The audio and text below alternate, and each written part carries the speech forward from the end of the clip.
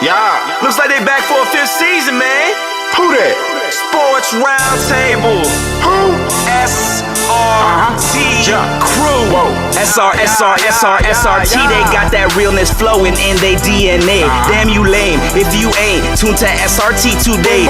HO got that payload when he say so. What you betting on? Don't get mad at me on fantasy. Break up Kyrie LeBron. I be smooth as sports superhero Hancock in the mix. Deal with roll tide forever. Real talk, you know who he gon' pick. See where I be with SRT. Behind the glass, that G Money. They with a strong, I never lose. 6-man elite, that's J Smooth. All you other sports radio shows is fake news. Believe that. Turn up your radios, cause it's time for SRT Radio. Yeah. What up? It's Sports Roundtable, and we are live virtually overlooking the digital world. As I am your humble host, H.O. from Bankhead. And yes, sir, I got the tag team duo with me in the building. Got the coach from Red and Rev Sports Show. You can catch them on Saturday morning, 11 o'clock. They was a little early this week. They did 10 o'clock. But normally 11 o'clock on Saturday morning to get the Saturday morning breakfast. And you can actually clean up while they're doing the sports show.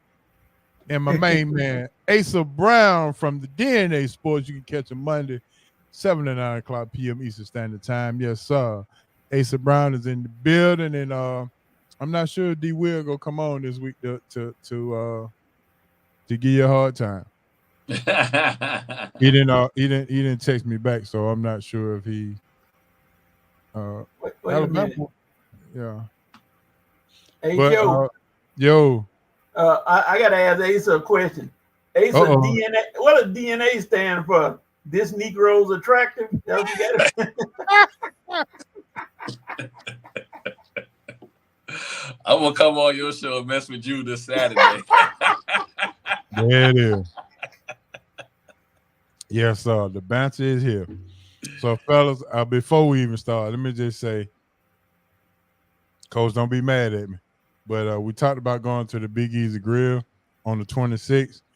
We weren't able to make that happen. Coach, you've been in and out of the medical system for the last couple of weeks. But Hancock came to me. He called me Saturday after getting out of work. He said, meet me at the spot. So I drove all the way over to 1193 Collier Road. And, boy, we sat down and we watched some football, lost our money. And all he talked about was, I can't wait to get back on the show so I can tell Coach about this big old dude. He keep talking about go average 18 points. I said, well.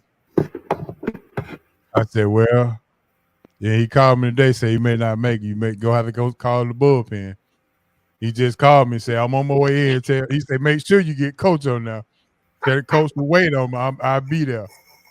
So look for Hancock to be in the building.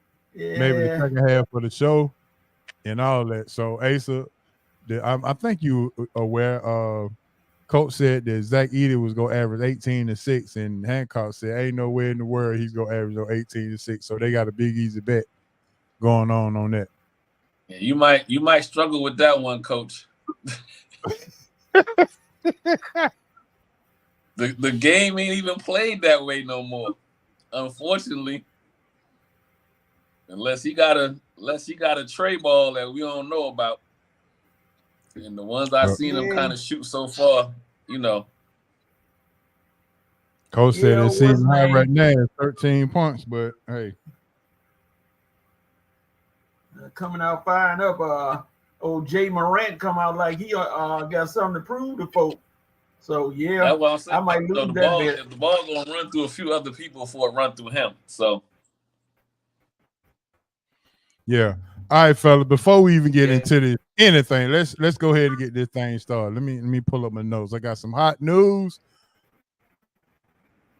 Shedeur Sanders and Cam Ward, those are the two guys that everybody's talking about as far as the number one quarterback being picked. So we got to talk about that. And also we got some ballers and busters and boy stop Baller Buses and Boy Stop. Still hadn't changed the name yet, but I'm gonna figure out a way to put suckers in there somewhere. And then we got a touching interview as we close out the month of October. We did a couple of weeks ago. We did a breast cancer aware. There you go, Ace. We did a breast cancer awareness interview with Dr. Sprinkles, and she will be back again this week tonight at 8:45 to finish up the second part of the interview. And we're gonna talk. What do you do? How do you live life after you ring the bell? That is the topic for tonight. And with that being said, fellas, I don't do this often. I do this for special people. And I'm gonna say this: tonight's show is dedicated to no other than a good friend of mine. We go way back, but he's also a loyal listener because he's that kind of guy. It has prompted me, because of this situation, to dedicate tonight's show to Miss Deborah Robinson, the mother of Dez Robinson, and she is battling and fighting what we're going to talk about tonight. So we're going to put our SRT prayers in the air, and we're going to pray that she gets through this not alone. And we praying for her, so we're going to dedicate this show to Miss Deborah Robinson tonight, with that being said. So got to get them hand claps for that. Yes, sir. So Dr. Sprinkles will be on tonight, and I'm pretty sure she's going to speak on that as well. So Mr. Dez Robinson, yes, sir. This show is for Mom Dukes, and you already know. All right. So hot news. We got to talk about it. Let me get my band up here. There we go. Some hot news. All right, here we go. Hot news sponsored by Big Easy Grill. I was just over there this past weekend. Big Easy Grill, 1193 Collier Road, Atlanta, Georgia. Big Easy Grill, the greatest and the best seafood spot, Louisiana seafood spot in town, man. I'm telling you, crab claws, Coach was busting. The shrimps was killing. Even the voodoo wing. I got some voodoo wings this time, Coach. And boy, I tell you, I had to put some white gloves on my hand. Cause woo. Yeah, Big Easy Grill. Make sure you let them know. Mention SRT, Old Sports Roundtable, and let them know that you listen to the show faithfully. And they will grant you a 10% discount on any meals, $25 or more. All right. Dez is in the building, and he's going to get his mom to probably come on and listen to what we have to graciously say about her, because the prayers are up. But all right, here we go. We are live and we are in color. The hot news. Who you got? No. I'm sorry. What y'all got to say about Coach Prime now? Coach Prime and the Colorado Buffaloes are bowl bound. They are officially a bowl team. Coach, I'm gonna start with you. What do you have to say about Coach Prime now? I mean, not that you said anything bad about him, but I want you to just kind of take it from there. Well, you look at when he won this game Saturday, the whole college football landscape now done shifted, because everybody like, okay, he went from 1 win when he took over to 4 wins, now to 6 wins, and he still got 4 games to go, and he still, if people quiet as kept, has a shot at winning the Big 12 title. Now, Texas Tech and Utah are the next 2 games coming up. That's going to be 2 tough ones, because both of those teams can actually bring it. But who was left? The last games was Kansas and Oklahoma State. He should beat them, so he could legit. If he can somehow steal Texas and Oklahoma, not Texas, Oklahoma State, Texas Tech or Utah, man, nobody will be able to say anything, and people would probably start trying to figure out what in the world going on if he win 10 games. If he win 10 games, good God Almighty, or like Grady from Sanford & Son say, good Google movie. It's gonna be some trouble for a lot of people trying to defend, saying how he win 12 or 10 games because they coach him. He got a good group behind him. He got plenty of talent, and everybody's clicking right now, and they feeling good. But lingering in the background the whole time is gonna be that off season. Will he stay or will he go? And it's gonna be Florida State that they're gonna be singing like what is it, like Prince? Do you want him or do you want me? Because they're gonna start calling. I guarantee you there's gonna be some calls made. But now Deion has overachieved and he continues to play well. So hey, I see them winning at least 8 games this year, at least 8, and making a bowl. The Peach Bowl probably has already called him and said, Deion, you don't need to go anywhere else. We'll find somebody for you. Come on down to Atlanta, baby. We'll build the Mercedes up with about 80,000, get you in there and let you play, and we're going to be good to go. So the sky is looking up for Deion. Okay. All right, Ace. It sounds like to me, Coach saying that they're going to start talking about where he's going to be next year instead of talking about what he's doing this year. Yeah, that's a distraction. But before we get there, you can go back and roll the tape. I believe I said they probably wind up 8-4 or 9-3, so I'm right on schedule. Right on schedule. There you go. Coaches, hey, sometimes you gotta pat yourself. You know what I mean? But it's on tape. You go back and look. Talk your talk. Yes, sir. But I'm with you, Coach. It's probably the next 2 games are going to be rough to me, especially the Utah game. That 4-4 record that Utah has is kind of misleading. They're a team that can kind of line up and run it down your throat. And in my opinion, that's the one thing where I think Colorado's a little bit susceptible at is, physical teams. They had the same issue with Nebraska this year, early in the season. So, but I can see them probably squeaking out 3-1. These last 4, that puts them at right.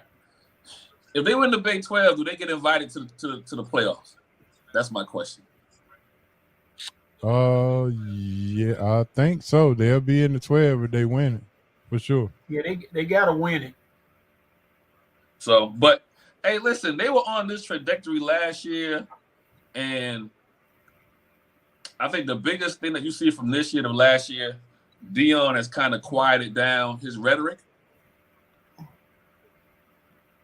because I'll die on this sword.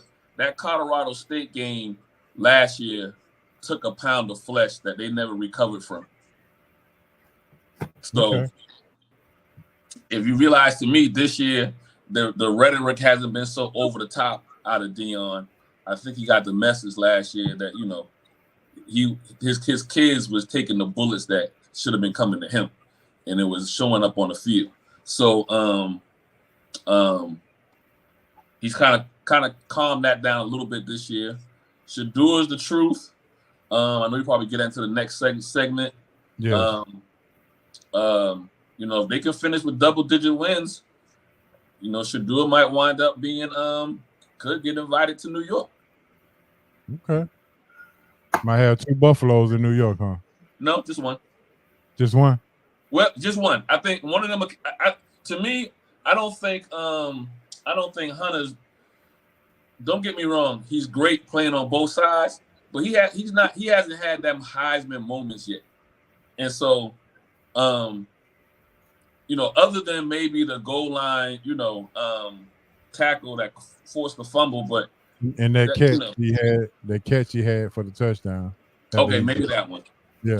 But typically, when you got a guy who's a non-quarterback, they win it in special teams, or they win it in, pick sixes, those type of things. And this, in my opinion, he hasn't had it yet. Not saying he can't get it, but I think if they get to where we think they might get to, more credit will go to Shedeur than to Hunter. Okay. It's a quarterback-driven league, man. Listen, I can name you 3 or 4 Heisman people that should have won, and they wind up going to quarterbacks. Yeah, I got you. All right, speaking of quarterback, our next subject is who are you taking? Cam Ward, Shedeur Sanders. Coach, I'm going to start with you again. If you're in the NFL, if you're an NFL scout and you had the pickings of one of those guys, who are you picking? Wow, that's a tough call right there because Ward is looking more and more NFL ready. Shedeur is NFL ready. It's almost like choosing between when they first started, Daniels and Caleb Williams. You can't go wrong either way with either one of them. But Ward is undefeated, so of course he's gonna get the nod because he's undefeated. And until they play that, they got to play that other school from North Carolina. We won't comment on that, but I think the issue for Miami as far as this season, I think SMU might give them a game. That's true. Yeah. People forget SMU's in the ACC now with all this realignment. So I had SMU having a good chance of possibly stealing the ACC, and I'm not. Again, I'm gonna pat myself. I'm batting better than Aaron Judge this season. So there you go. So who you taking, Coach? You taking Shedeur? You taking Cam? Yeah, we're waiting. I'm gonna go with Cam. You going with Cam? Yeah, Cam has won game, even though his defense has not been up to par. Well, no, that's the same thing we should do. But it's razor thin. I'm gonna go with Cam right now. I want to see what he does against Saturday, and I want to see what Shedeur continues to do if he can keep up his play. He hadn't been sacked that many times as last year. This year, Shedeur hadn't, and Cam continues to escape from trouble. And H.O., you'll like this. I'm predicting Duke gonna beat. I said the word, God dog, but that's okay. I think they're gonna beat Miami this weekend. Personal opinion. Well, I'm sure taking the points for sure. All right, Asa, before I get to you, I'm gonna run this down and then I'm gonna let you answer this. If you're an NFL scout, NFL owner, team, I want you to choose with who would you take first, Cam Ward or Shedeur Sanders. But I want you to realize this. Our young quarterbacks that are in the league right now, Anthony Richardson, 22 years old, bench. Bryce Young, 23 years old, bench. Trey Lance, 24 years old, bench.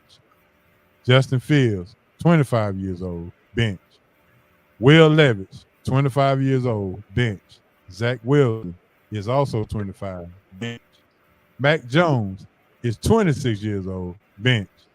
Kenny Pickett, 26 years old, bench. The NFL quarterback development in the last 3 years has failed.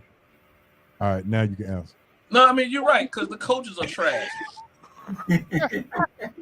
Coaches are trash. So as much as you want to blame the players, you forgot the Zach Wilson and the Jets. I was about to say, Every one of those players you mentioned went to a trash organization. Okay. So I mean, you gotta be extremely. You got to be more than good if you wind up going to a trash organization. You know what I mean? So, yeah. I mean, look at Geno. Geno went to a trash organization. 5 seasons, 7 seasons later, he get to somewhere a little more mature, but he gets somewhere that somebody can build an offense around him or whatever. And look what he's doing. Yeah. So So I would answer the question. Who I would take, Cam or Shedeur. The question is, do I take Cam and Dion, do I take Shedeur and Dion, or do I take Cam? And I feel like Dion is going to be able to help Shedeur navigate where he winds up at in a better situation. Okay.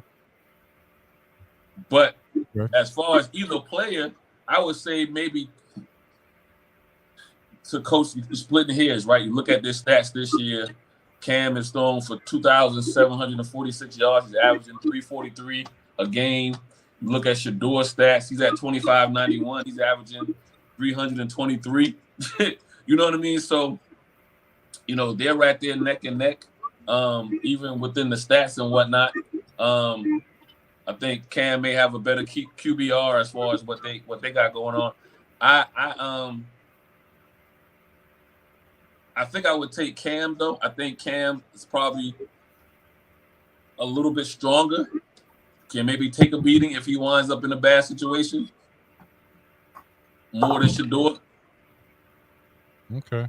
But then again, we splitting hairs. But I think these guys, both of these guys could wind up more like a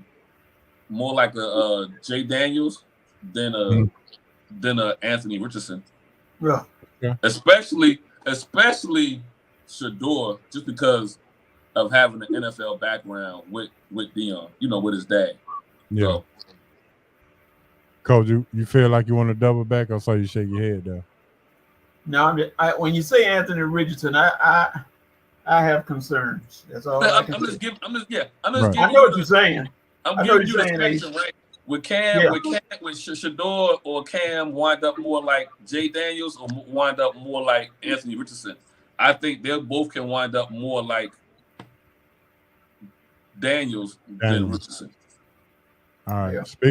Speaking of Daniels, our third thing is the Commanders are 6-2 are in first place due to a Hail Mary pass this past weekend. Luck, skill, just a dumb play by the defense. What say you, Ace? I won't say. Well, a little bit. That's why I call it a Hail Mary. A little bit of luck, but it's skill. He threw that thing from the 35 from his 30, 35, 40 yard, and I believe if he didn't have the bad ribs, he could have got it to the end zone. So he got an arm, and then the one thing you didn't mention, you got to have a dumb coach on the other side, wasting time. They should not have had that kind of time to even get that kind of playoff or to allow that 15-yarder right before, So, just a combination of those things all played a part. But I put more of it on the Chicago Bears coaching than anything. Even before allowing that 15-yarder completion pass, I just don't understand why they was throwing the ball as much as they were on the drive and left that much time.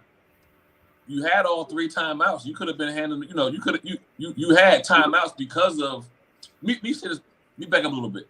That was a great game, but those last 4 minutes you saw hard to watch coaching on both sides. Okay, I can see that. And that's just being nice. I feel like Washington, granted, people might say it was on your 20-yard line. I just feel like if 32 teams, if you don't have a play in your playbook to get a link, not a yard, not a yard and a half, they were short a first down by a chain link. If you don't have a play in your playbook to get a link, you're supposed to lose. And so, Dan Quinn punting the ball, to me, I just felt was the best case scenario. You come out of punting the ball is you wind up, Chicago winds up with the ball at midfield, which they did. And now, you had a good chance of not getting the ball back or getting the ball back with little time. That's the reason why I'm saying Chicago screwed it up on their side by still letting them have almost plus a minute to go to even drive. So just seemed like bad coaching on both sides the last 4 minutes of the game. All right, Coach. Yeah, I see you agreeing with Asa there. What say you? You go back him up? You go add something to it? Yeah, like you said, Hail Mary, you just rely on some kind of luck. But Doug Eberflus, you made several coaching mistakes, not just one. You made several. Number one, and most egregious, why are you allowing a man who has busted up ribs and who, I know it hurts to throw, get 15 more yards on a pass play to get him closer to the end zone? What was your defensive rationale for that one? Number two, why is Montez Sweat not on the field rushing the quarterback? Yeah, your best pass rush. Yeah. Yeah, because I'm still trying. I guess somebody need to do an interview with number 53 to ask him what is he doing or what was he doing. They said, oh, he was there to spy as a spy. You got to be kidding. You think you think Daniel's gonna run 70 yards and nobody gonna tackle him? What are you spying? You supposed to be trying to hit him. I'm gonna say something else, Coach. Hindsight, why didn't it have some of the hands teams out there? Why did you have your biggest wide receiver down there? Is this one of those things where you want to knock the ball down? It's but you want to have your hands, your taller players just because of what happened, deflections or whatever. So it's just bad coaching all the way around. Yeah, and I mean, I'm not going to even talk about young Mr. Stevenson, the cheerleader, whatever he was doing. I don't know what that was. Then, but he made it over to the play, and he was the one that tipped it to the wide receiver.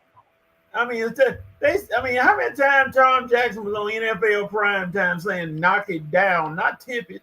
He said "knock it down."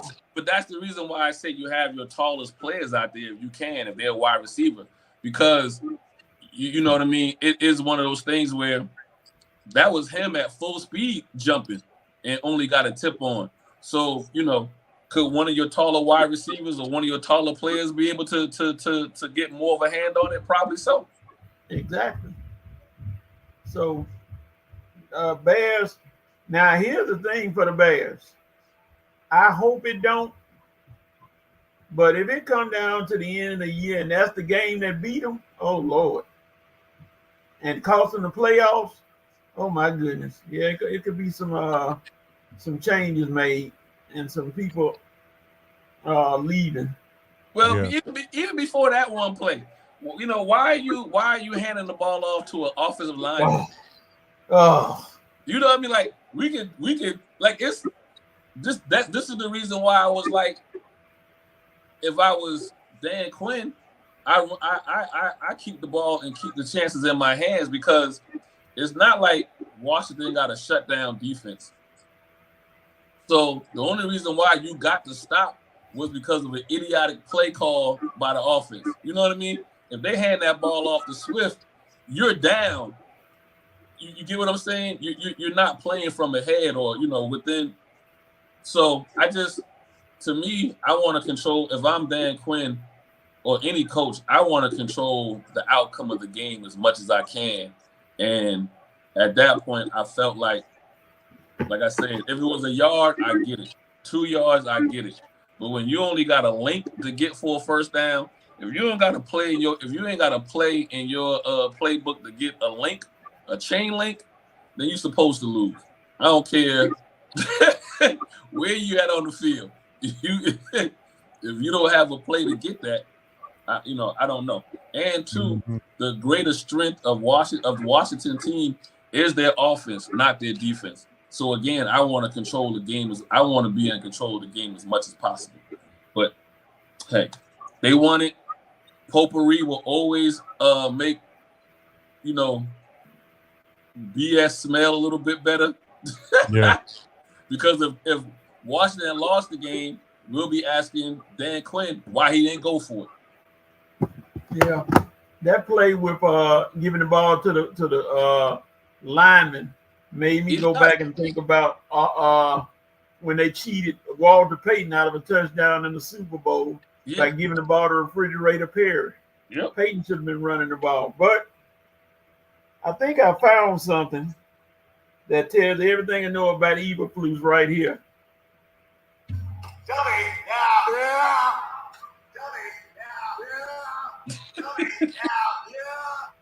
That's all I think about Eberflus.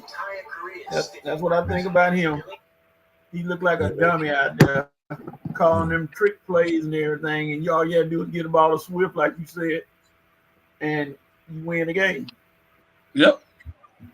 Yeah, that's crazy. All right, we're gonna move on to our next thing, and I'll also remind you guys that we're giving away some SRT merch tonight. As you, Dr. Sprinkles will be coming in about 8:45. Put your questions in the chat to put your name in the hat to possibly win some SRT merch. Simple as that. And we got new merch coming soon. Dr. Sprinkles will be able to talk about that as well. So put your name in the hat. All you got to do is ask a question. Can't get it no easier than that. Just win you a SRT t-shirt by just asking the question and getting educated. All right, my last thing in this for the hot news is Jameis Winston would not go away. He had the Martin Luther King speech last week about Deshaun Watson, how he don't agree with the fans booing and this and that, and he went out and promptly said that, well, I guess you won't get your job back either. All right, Coach, talk about Jameis and his thriving and inspiration at quarterback play, at least this past weekend for the Cleveland Browns.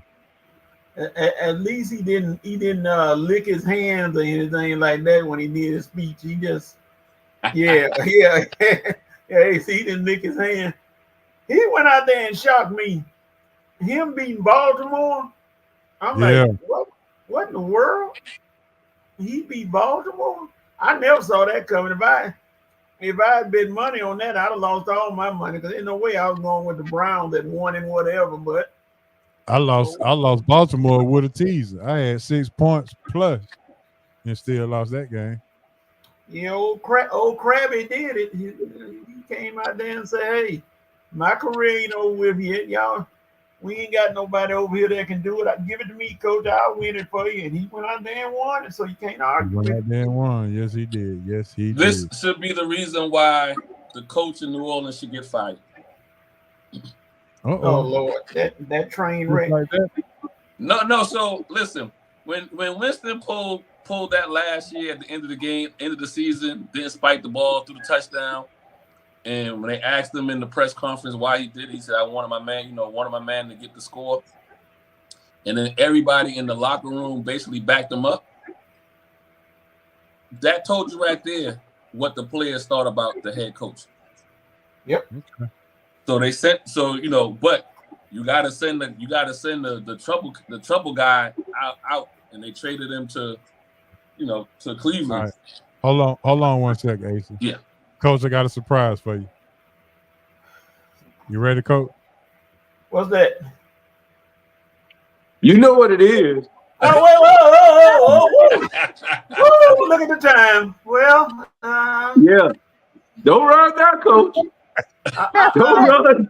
Don't run now, Coach. I'll holler at y'all later, man.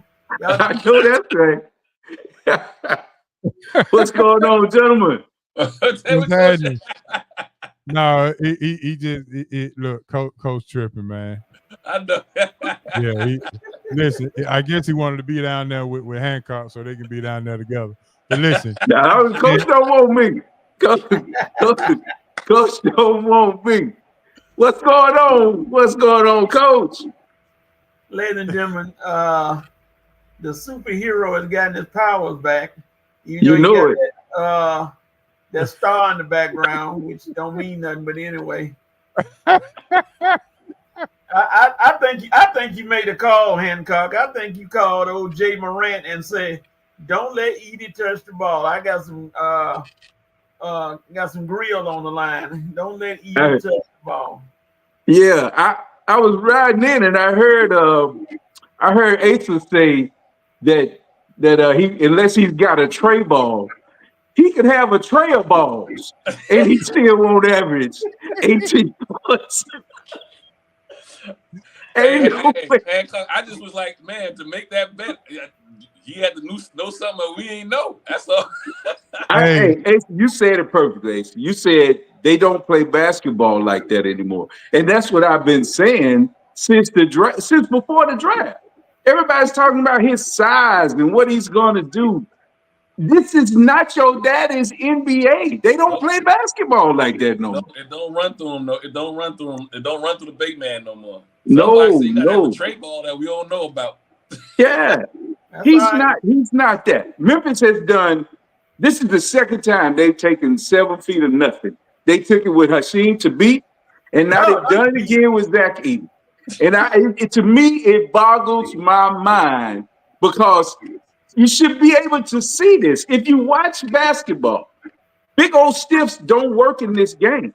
You know, you gotta have something about you that you're able to score, that you're able to pass, that you're able to do something. That's why when you look at Joker, he fits the bill. You can move him away from the rim. He can score out there. You can run your offense through him at the top.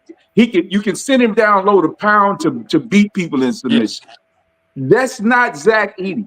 Zach Edey is not that type of player, and I've been saying it. I would not take guys just because the consensus is that they're number one. We're watching it here in Atlanta with what's his name, Ricochet or whatever his name is. That's another wasted pick. Ricochet. Another wasted pick. I trade back, do something. These picks don't mean nothing. If you don't have a once in a lifetime generational player, why would I take a player like that high? It make no sense to me. And then this is not hindsight. Coach, you heard me say this from the start. It's not hindsight. I'm not saying it because he's averaging 5 points and whatever rebound. This is not what he's going to be able to do in this league. It's just not conducive to a big guy like that. Yeah. All I got to say is, what the folks say when the season just starts, it's a marathon, not a sprint. Yeah. And he gonna make his way in there. And Jay Morant gonna start feeding him and saying, "Hey, I can get a lot of assists if I score some points. I can get some." Coach, I don't know about that, but I do know you're gonna feed me at the Big Easy. I do know that. Hey, so now I know why Hancock wanted to go to the Big Easy Saturday, because he was trying to get his meal together for when doing reconnaissance work. Yeah, little reconnaissance work. Yeah, man. I just don't see it, man. Those guys are just not. He's not an NBA player, but he's not. This is not that NBA. Not where he's going to be a focal point. Yeah. This is a positionless NBA nowadays, so you never know. Just got to see what happens. Well, they got a spot for him right there on the bench. He gonna be on the bench. They got a position for him sitting there beside the coach. He got a real position. He gonna be right there on the bench. He playing about 12 minutes a game? Wait, so you saying Bronny James gonna be laughing at him? Yeah, they pretty much will be laughing. They'll be in the G League together. Hey, so what you had to say? Oh no, I was saying you would have had a better bet, Coach. Putting that on the guy out of Connecticut. Steven Castle. Yeah, because he's more athletic. You know, their big man's more athletic. I'm just saying. He's talking about the other guy. He's talking about the other dude. No, there's I forget his name. Wembanyama. No. You talking about the other center. The other center from UConn. Oh yeah, the big white kid. Yeah, I can't remember his name either. You were better off maybe putting that bet on him than on Edey. Yeah. All right, so you're not the only one that feels that way about Edey, Coach. I got another partner of mine that he got to eat that one too, because he said the same thing. when we were talking. He used to say all about this Zach Edey thing, and I don't see it, man. I just do not see it. I tell you how I can say. We're gonna put a hand, Klingen. That's it, Maurice. Klingen. That's his name. That's his name. Hey, Joe, I got a caveat to work with. Hancock, if I lose the bet, then and we go to the Big Easy, your bill, the highest amount of food you can get is however many points Edey score. Hey, Coach, if that's the case, I might well bring my checkbook because I ain't gonna pay it either. Whoa. I ain't gonna do that to you. No, I ain't gonna do that to you. All right, look, we're gonna put a pin in that. We're gonna continue on with our hot news. And we talk about Mr. Jameis Winston. He did a Martin Luther King speech last week talking about how he hate and what his mother taught him to love and things of that nature. And he went out this Sunday, and him in Las Vegas was in the pockets of everybody. He went out and talked about how everybody booed Deshaun Watson, how he didn't like it, but went out and his performance told Deshaun Watson that you're not going to get this job back. Your thoughts on Jameis Winston and he never died? Yeah, well, the thing is, people look at Jameis and all the buffoonery and all the stuff that goes along with him. That's the detraction from what Jameis is. You have to remember, Jameis is the first round, I think was his first overall draft pick in the NFL. It's not that he can't play or he doesn't know football. It's just the eating the W's and all that old craziness that goes along with what he does. You know, he's a country boy from Bessemer, Alabama, whatever, and that's fine. But the other stuff that goes along with him looks like he's just he has a lot of buffoonery. I'm just going to keep using that word. If it wasn't for that, he wouldn't be looked upon this way. Yeah, he threw 30 interceptions and 30 touchdowns, but that would have been an issue had he still been taken seriously. But all the memes and the stuff that he does, getting ready to in the off season, getting hit by pillows and doing the waist thing like Dak and all that kind of stuff. People look at him as a joke, but it's not. Jameis can play. And when given the opportunity in the right system, he can play. He's a serviceable quarterback, but he's just not looked upon as a serious guy. But in this offense, if they protect him, run the football with the defense they have, and limit his interceptions, Cleveland has a good football team. You know, I wish they wouldn't have gotten up off of Amari Cooper. He'd have still had a number one receiver. But I think they looked at it and said, well, we're just going to tear this thing down. But with the defense they have, the running game they have, and, I mean, they're going to be a hard out for people, I think, the rest of the way, as long as they keep him from just turning the ball over. Because that defense will keep them in games. I don't think so. That season he went 30 for 30 like the show, 30 touchdowns, 30 interceptions.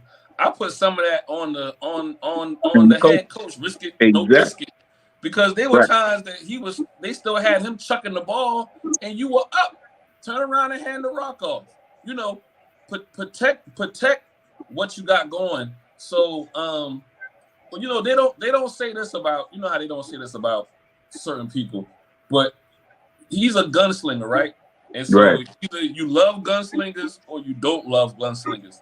So I say that saying, if this was Brett Favre, it'd be like, oh man, he do what he gotta do to keep the team in the game.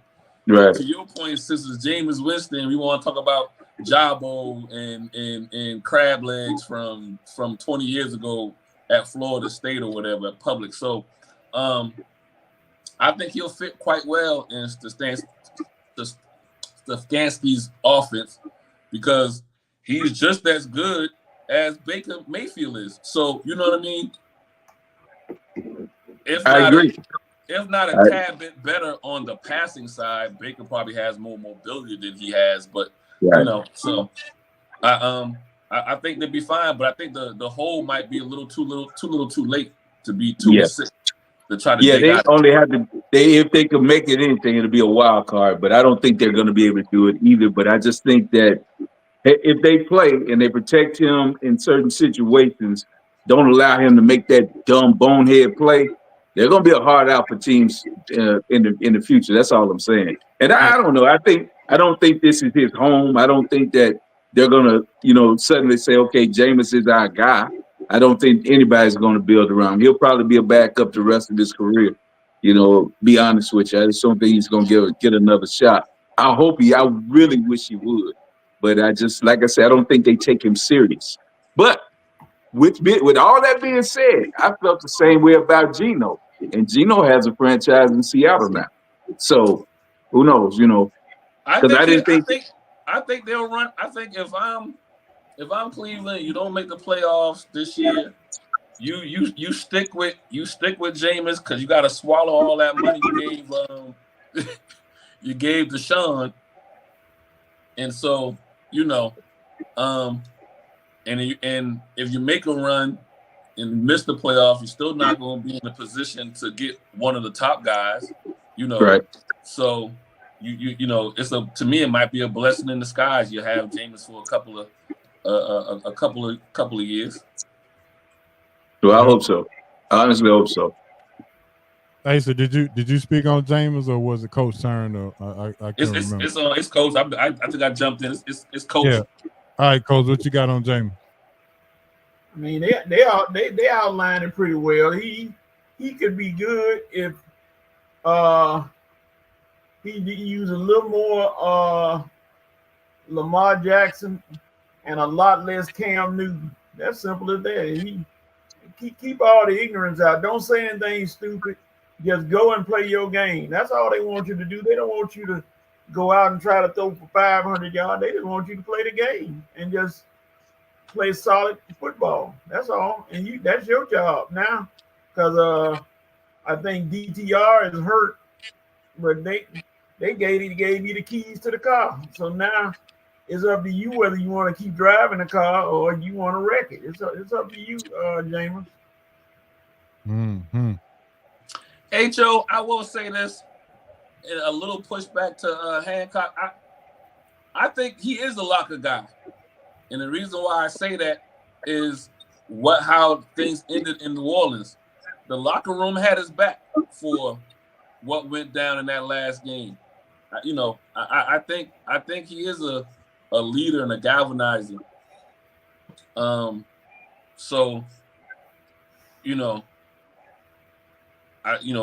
Barring any injury or whatever, I think they may have their guy for, like I said, they may have their guy for a few years, and then you can try to figure out who you can, get in the draft, or, there's a few players out there that might wind up getting traded, be on the trading block the next couple of years at quarterback. Yeah. I don't think it's the locker room that really has any negative, other than he might rub some people the wrong way. But I think more it's a public perception is what I mean. The buffoonery. That's what I mean. I'm not the team, because I think when you're on a team and they see that you're really working and that you really are a team guy, they can put up with that. You're their guy. But I'm talking about the outside noise. People looking in from out there about what he does, and I think that's the negative thing I'm talking about, not the players. Gotcha. Okay. All right. Once again, if you just joined the show, we're dedicating this show to Miss Deborah Robertson, one of our loyal listeners. We are dedicating this show for her as we're putting our SRT prayers together as she is fighting the illness that we're representing tonight, as Dr. Sprinkles will be coming on to talk about life after you ring the bell. Breast Cancer Awareness Month is coming to an end, so we got to be talking about that. So make sure you put your questions in the chat or your questions in the DM. We're giving away some SRT merch. In Hancock, we got some new merch coming out pretty soon. Dr. Sprinkles will talk about that and all that. So make sure y'all put your questions in the chat so we can talk about it. She will be up about 8:45. Our last thing in our hot news is Stephon Diggs goes out for the season. What does Buffalo do now? As they was thriving. Houston, big homie. Oh, yeah, Houston. I'm sorry. Yeah, Houston. I'm tripping. Houston was thriving to maintain that top spot. So now, what do they do now? Do they go out and get another receiver, or does that responsibility go to more of Tank Dell, or do they run the ball more, or what do they do? Han, I'm gonna let you start with that. Yeah, they try for one thing to tread water until the big time receiver gets back. Man, what's his name? Nico Collins. Nico. They try to tread water till Nico gets back, and then you can move Tank back to the number 2 position. And they're bringing Minchie along. You can see him starting to play. So they'll still have viable receivers. They just got to get Nico back. Nico was, before the injury, was the most dominant wide receiver in the league. You know, besides Jack Jefferson right now. But I think Nico was having a better year, or right there with him. So what you want to do is get Nico back healthy, be able to continue to move forward with what you have. I don't think they panicked and go out and get a receiver right now. They have a legit run game. They're going to have to get more out of the defense. But the acquisition of the running back position that they got from Cincinnati helps them a lot. You know, Mixon came in and they haven't missed a beat in the running back. The only time they've really been out was when he was out those 2 games after the first game of the year. But he's been killing once he got back in the lineup. So the offense will be there. What has been struggling is, well, to an extent, the offense has been there. CJ has kind of hit, I don't want to say a sophomore slump, but as I was stating to my son when he was talking about Houston was on the way to the Super Bowl, these defensive coordinators have all off year to see what you do well and what you struggle with. And what they've done now, try to find ways to put him in positions where he has to do something that he's not comfortable with. And they've taken certain things away from him. I think he has to take that step, that growth now has to be there to expand his game to get past that. But once he gets that, Houston is fine. I think they'll be fine because I don't think they'll panic.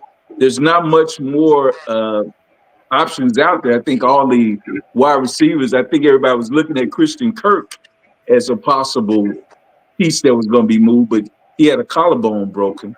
So I'm not sure. Maybe there's somebody overlooking, but I don't know if there's really many pieces out there that they may go for. Go ahead, Ace. I see you got your hand up. I think you can. So I agree with everything you say, 102%. I don't disagree with none of it. But I also think that Houston might think that they're in their window right now. And so you don't want to wind up like a San Francisco. And with me saying that is because of their head coach understanding being in that window and not being able to give it a hump. So I feel like they might, if they can, there's 2 places they can look. You mentioned Kirk, he's hurt, but I still think you can get somebody out of Jacksonville just because I think they're about to go ahead and tank the season. They say the Rams are trying to possibly move Cooper Kupp. I thought until the last game I was with you, but I think I don't know if they're going to do it now. But yeah, I mean, the only reason I say with Cooper Kupp because he then gives you a legit. He gives to your point about understanding what CJ needs to develop. I think Cooper Kupp will give him the rest of this year in another wrinkle in which defensive coordinators have to worry about somebody.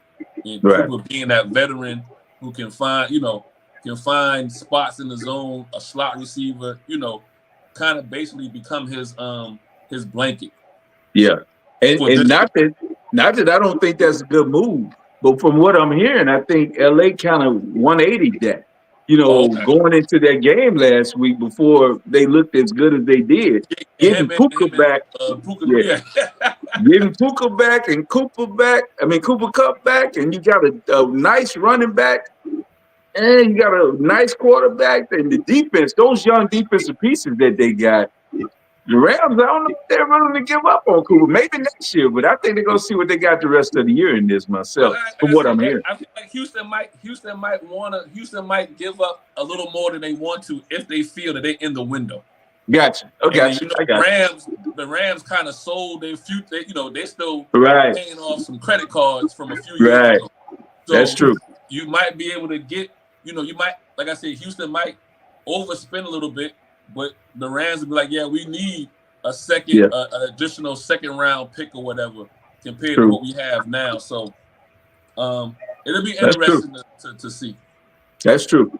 Good point. You know, the Rams used to giving up picks anyway. So yeah, but like what he's saying, they trying to stock the cupboard a little bit because they gave up everything in that title run. Yeah, they did. I feel you. All right, we'll go double back real quick before we jump to our ballers and busters. All right, who you taking, Shedeur or Cam Ward if you are the GM over NFL? I think it's a real thin line between them both. I think I would go Shedeur though, from what I've seen. I like the way he stares down the rush. He doesn't waver in any kind of pocket pressure. He'll look down the barrel and still make that pass. I've seen him do it over and over again. And when you can do that, that's a lot. You know, a lot of these guys, we see their one read and they're out of there or whatever, and that's not his game. He goes through his progressions. He's agile enough. He moves in the pocket good. I like through his pocket presence. I like his ball. The ball comes, he throws off his hand. It looks good. Not to say anything negative toward Cam Ward, because I think he's a fantastic quarterback too. But I think me seeing more Shedeur, because actually coming out of Jack State and going to Jack State, I said this is the only reason he's playing quarterback because of his dad. But that can be no farther from the truth. This dude is a quarterback. And I think that he gets a lot of the tutelage from like Brady and folks like that. Being around them, you know, has honed his craft. He just looks NFL ready to me. And that's where I would go. I just think his pocket presence, not that Wars isn't great, but I've seen this Shedeur just stare down the barrel and still make that quality throw. So right now, that's who I'm with. All right. And one more thing before we head out. Head to our baller busters and boy stop. What do you got to say about Deion Primetime and Colorado Buffs now that they are bowl eligible? I'm so happy, man. You know, the one thing that I was worried about, and I think one of the guys here touched on it, was that Deion put so much of a target on his guys last year, and even coming into this year. There's so much noise and so much excitement around the program with all the people that are on the sideline, everything, and all that can bring a negative outlook from public. You know how it is. Everybody's looking for what they can say bad about you. That's what we talked about before. I'm like, the only thing that worries me is that when you carry that much of a target, a presence or that much noise, it's like you better be able to back it up. And I love that they've been able to do it on the field, not just in the commercials and not just in the, just because they're on TV because of Prime. They have some substance there. You know, they're a real college football team right now. And I hope it continues. I was a little worried after the Nebraska game, but they got it back on track. And it looked, the future looks bright. Well, this season looks bright. But I'm just one of those that thinks when Shedeur leaves, I think Prime's not far behind. I just honestly believe that. And I hate that, but I think that's what's going to happen. And maybe he does come back to Florida State, which they really need. But, yeah, I'm real happy, Big Homie, back to your original question. Yeah, people can't, you can't just say that it's all about flash right now. They're going to go to a nice bowl, regardless of whether they make the playoff or not. So he's done everything that Colorado needed him to do. They owe him more money because of what he's done for their program and what he's brought. So, yeah, kudos to what Prime's done, man. Hey, Coach, now you may agree with Coach on this. Coach said the Peach Bowl probably already to make the phone call. Oh, no doubt. They want him here. This is the only HBCU in Division I football. They want him here in Chocolate in Atlanta. This would be great. This place would be crazy if Colorado came here. No doubt about it. But they're not the only one that wants it. Believe me. There are a lot of other bowls that's going to be reaching out because they know what it's going to bring. Look at the star power that's on the sideline every week now. You got Snoop, you got The Rock, you got, you name it. They're there. Just Kevin Durant. It doesn't matter. Everybody's there, and they're all going to come to the bowl. The USC Vince Young team. Exactly. Yep. No doubt. So yeah, they definitely want him here. They definitely want him here.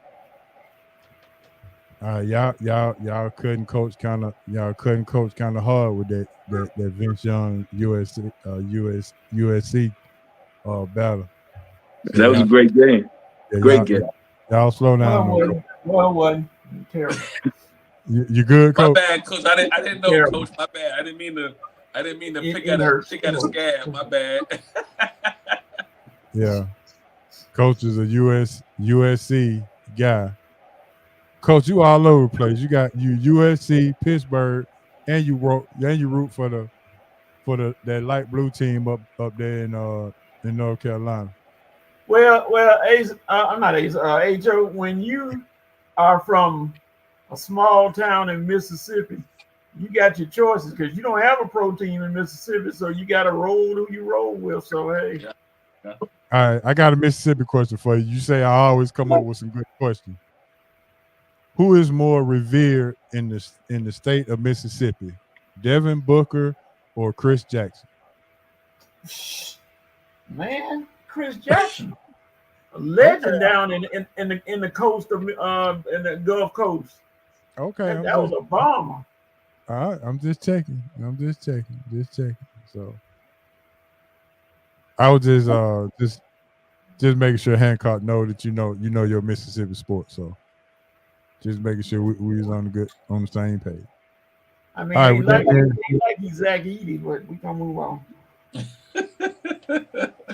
All right, here we go. Ballers, Busters, and Boy, You a Sucker. How about that? Boy, you a sucker. Boy, you a sucker. All right, here we go. Baller, Busters, Boy, You a Sucker. All right, I'm going to go ahead and start it off, and we will go that way. My baller this week, go ahead and put your ballers in the chat, your busters in the chat, and Boy, You a Sucker. Go ahead and put them in the chat. Once again, this night episode, believe this, Coach, 395 episodes is tonight. Wow. And we're dedicating this to Deborah Robertson. How about that? All right, baller this week. This gonna be a hometown hero, and I'm going with Mr. Freddie Freeman. Yes, sir. Freddie Freeman, diagnosed ankle, was supposed to be out 4 to 6 weeks. He did, I don't know what he did and what he take or whatever he did and all this other kind of stuff. And that TB12. Yeah, listen, he done hit a home run in every game of the World Series. So we miss you here in the ATL, Freddie. But you get my ball this week, and Dez, he concurs. Yes, sir. All right, Asa, your baller. I mean, you took it from me. I got two ballers. You dedicating the show, so we're gonna have to put her as a baller as well. Deborah Robertson. And then, I mean, listen, it might be this should be a consensus. It's Freddie Freeman. He out there acting like he Reggie Jackson. Whoa! I was surprised they even pitching to him. He would have got walked after that. He would get walked the rest of the World Series. I'm treating him like Barry Bonds.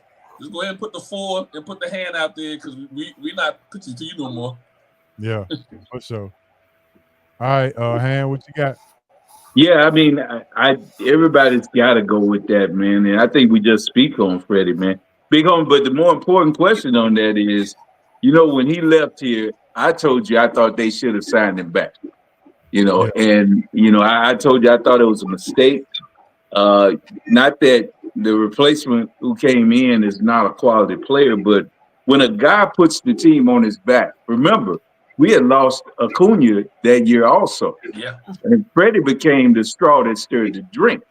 And you get a World Series title with this guy, and you let him go. I just didn't understand. You have to. It's not like he was a guy that you hired to come into this organization. He was Brought him up. homegrown. Yeah. And I just thought it was a mistake. I'll always think it was. But yeah, he's definitely my baller, man. I mean, for what he's done in this World Series, Freddie Freeman is the ball.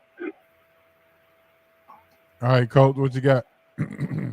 Well, I'm not giving Freddie Freeman my ball because too many people trying to compare him to the great Reggie Jackson. And Reggie Jackson hit 3 home runs in a game. So I ain't finna go that far. He hit four home runs. I give him that. That's good. Said Reggie Jackson like.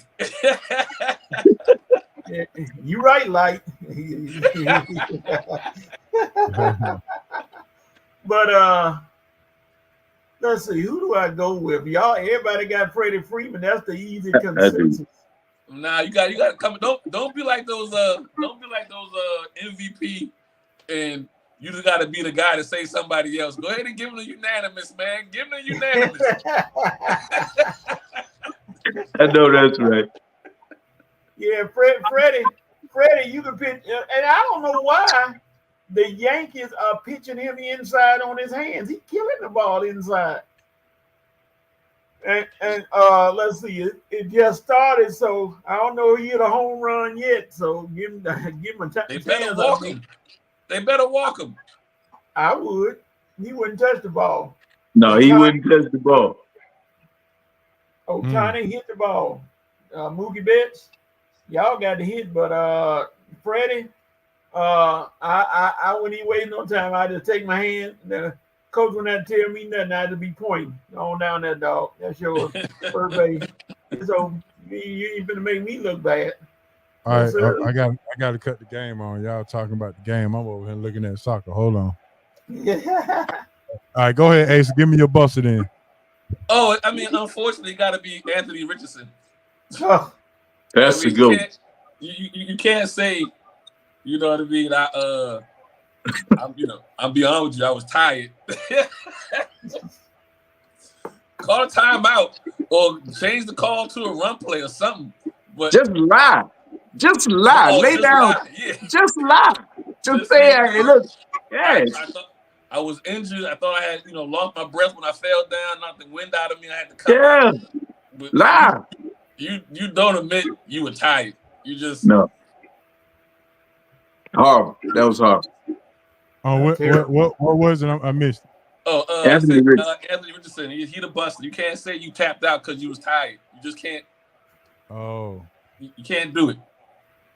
Not the quarterback of all the positions. Golly, you tired and all you doing is handing the ball off. How you tired? Or he could have just said, "Hey, I got the wind knocked out of me. I need to be out for one play." Just lie. Nobody. There you go, hand. Just lie. Say something. My tooth hurt. Anything. Come up with some lie. Yeah. Don't say I'm tired, boss. Don't say that. Yeah. It's going to the injury. Look, everybody going to the injury tent all the time. Lay on the field. Go into the tent for a play or two. Yep. And then come on back out. I mean, something. That was stupid, man. But that was a young, dumb mistake for him to say that. Well, it's not costing the rest of the season. May have. I agree. All right, my buster this week. I was torn between this. I don't know to make this the buster or the boy you a sucker. Let's see. I'm gonna make this my buster. I found out that the possible new face of the NBA had three different kids in the 12-month span. Ant-Man. Yeah. Oh, Lord. Yeah, so he out there just Deshaun Watson. he out there just he had 3 born kids in 1 year. He gonna be playing for 25 years. Hey, big homie, you got no money to take care of him. I just gotta get up to him, whatever, man. At least you know the kids gonna be taken care of. So yeah, this just adds to Dr. Cheyenne Bryant's point, I guess. we just keep falling into that stigma. Hey, Yeah, but that's my buster. well, my buster. That's old news, but I mean, yeah. Big homie, my buster is whatever that cornerback's name was for the Chicago Bears, who during the play is taunting the crowd while the play is going on.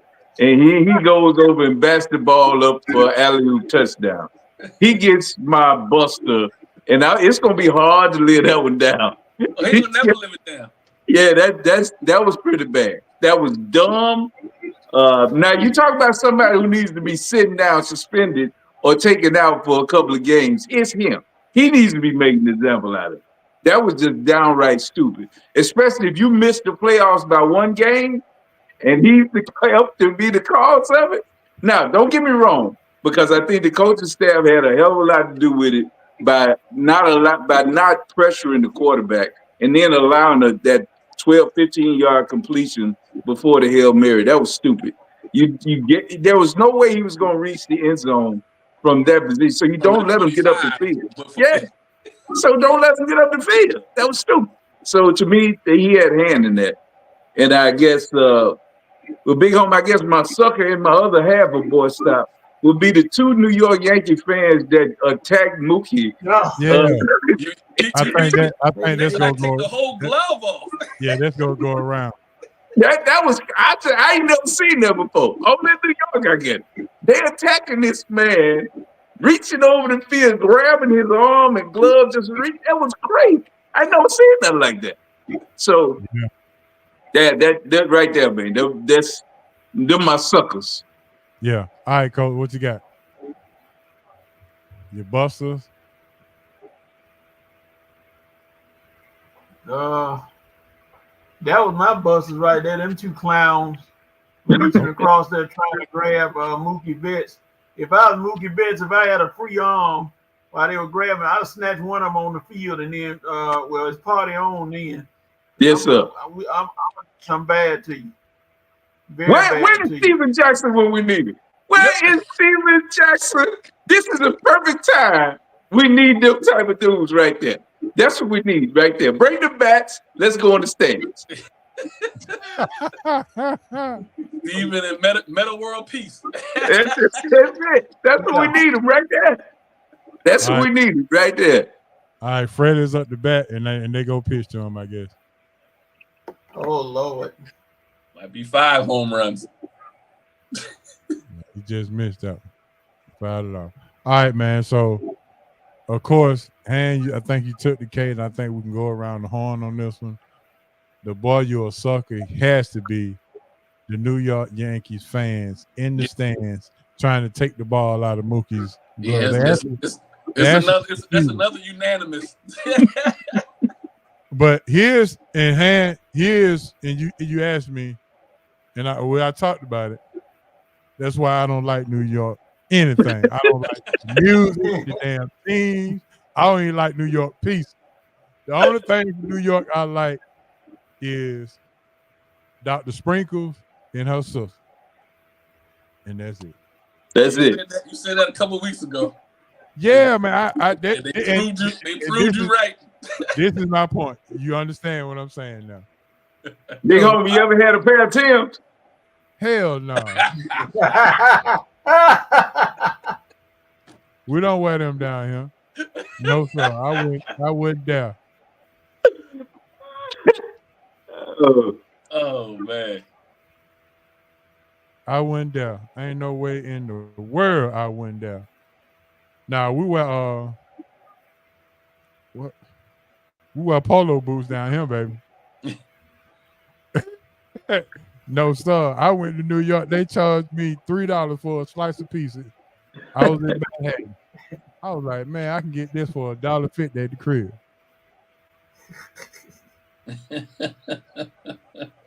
But hey, it is what it is. All right, so we're gonna use that as the anonymous. Yeah. Boy, you're a sucker. Yeah. All right, anybody in the chat got a no sucker. Go ahead, Coach. The mouth that keeps on roaring. And Hancock, I know you got a star in the back, but Jerry Jones actually said out of his mouth, like they don't nothing makes sense come out. He's talking about he'd rather have 5 scholarship players. Who the heck giving out a scholarship in the pros? Talking about scholarships? What? Somebody need to check Jerry. Somebody need to check Jerry. I think the falling off the cliff has been rapid. Like, look, man, almost like President Biden. The fall off the cliff can be rapid. It can be rapid. It's hard to be a Cowboy fan these days. Not even because they lose. And I'm not even making. I'm not even trying to make no joke. I'm being dead serious. I am too. Yeah, I'm serious too, Ace. It's hard to be a Cowboy fan. It's hard. Lord, it's hard. From Jerry Jones standing in the door to keep black folk out of school, and him back from Dak, you know, it's hard to be a Cowboy fan, you know. But I don't know, man. It is. Where Roger Stone back when I need it? Shoot, you probably take Danny White right now. Right now, I would. You're right. I thought I'd never miss Tony Romo. Yeah, it's rough. It's rough. Y'all gotta get Uncle Jerry to the house. Y'all gotta do something with him. No, yeah. he just need one of them jackets to make him hug himself. That's all. That's all he needs. He needs a straight jacket coat. That's all he needs. And he can start off all day. When that man says scholarships, I'm like, scholarships, huh? Yeah, he about done, man. But hey, long as he write his name on that check and he do what he want to do, man. Ain't nothing they can't do nothing about it. They cannot do anything about it. Nope. All right, fellas, we're gonna jump into some roundtable discussion before Dr. Sprinkles come on, and we're gonna chop it on up. We got about maybe 20 minutes before she jump on here.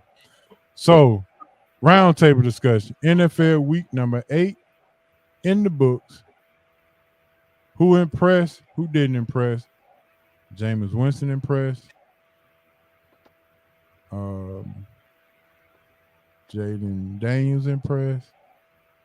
Who didn't impress? Anthony Richardson. Well, we'll get to that. All right. First question I got: did the Ravens get exposed? In a sense, yes, Big Homie. But the thing about it is, in divisional games in that division, it's tough, and that's throughout the NFL. We see it all the time. It makes you almost look at it and you say, "Man, this stuff fixed." But it happens all the time. Teams that play each other twice a year know tendencies. They know what the good things, but they're not afraid of teams. They're not afraid of Lamar because they see him twice a year. So, it's a different game when they play each other in divisional games. And we see it throughout the NFL. You see it every week. The Rams looked like they were out of it.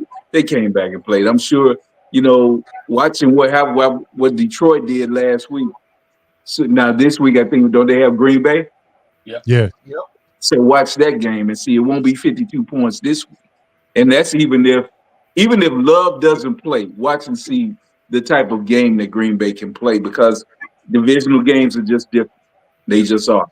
So, yeah, in a sense, I think, when you're playing that well, you look that dominant, to kind of come out and play a team that hadn't been playing well, yeah, on the outside, you look at it and say, yeah, they were exposed. But I think it's more to do with that it being a divisional road game more than anything.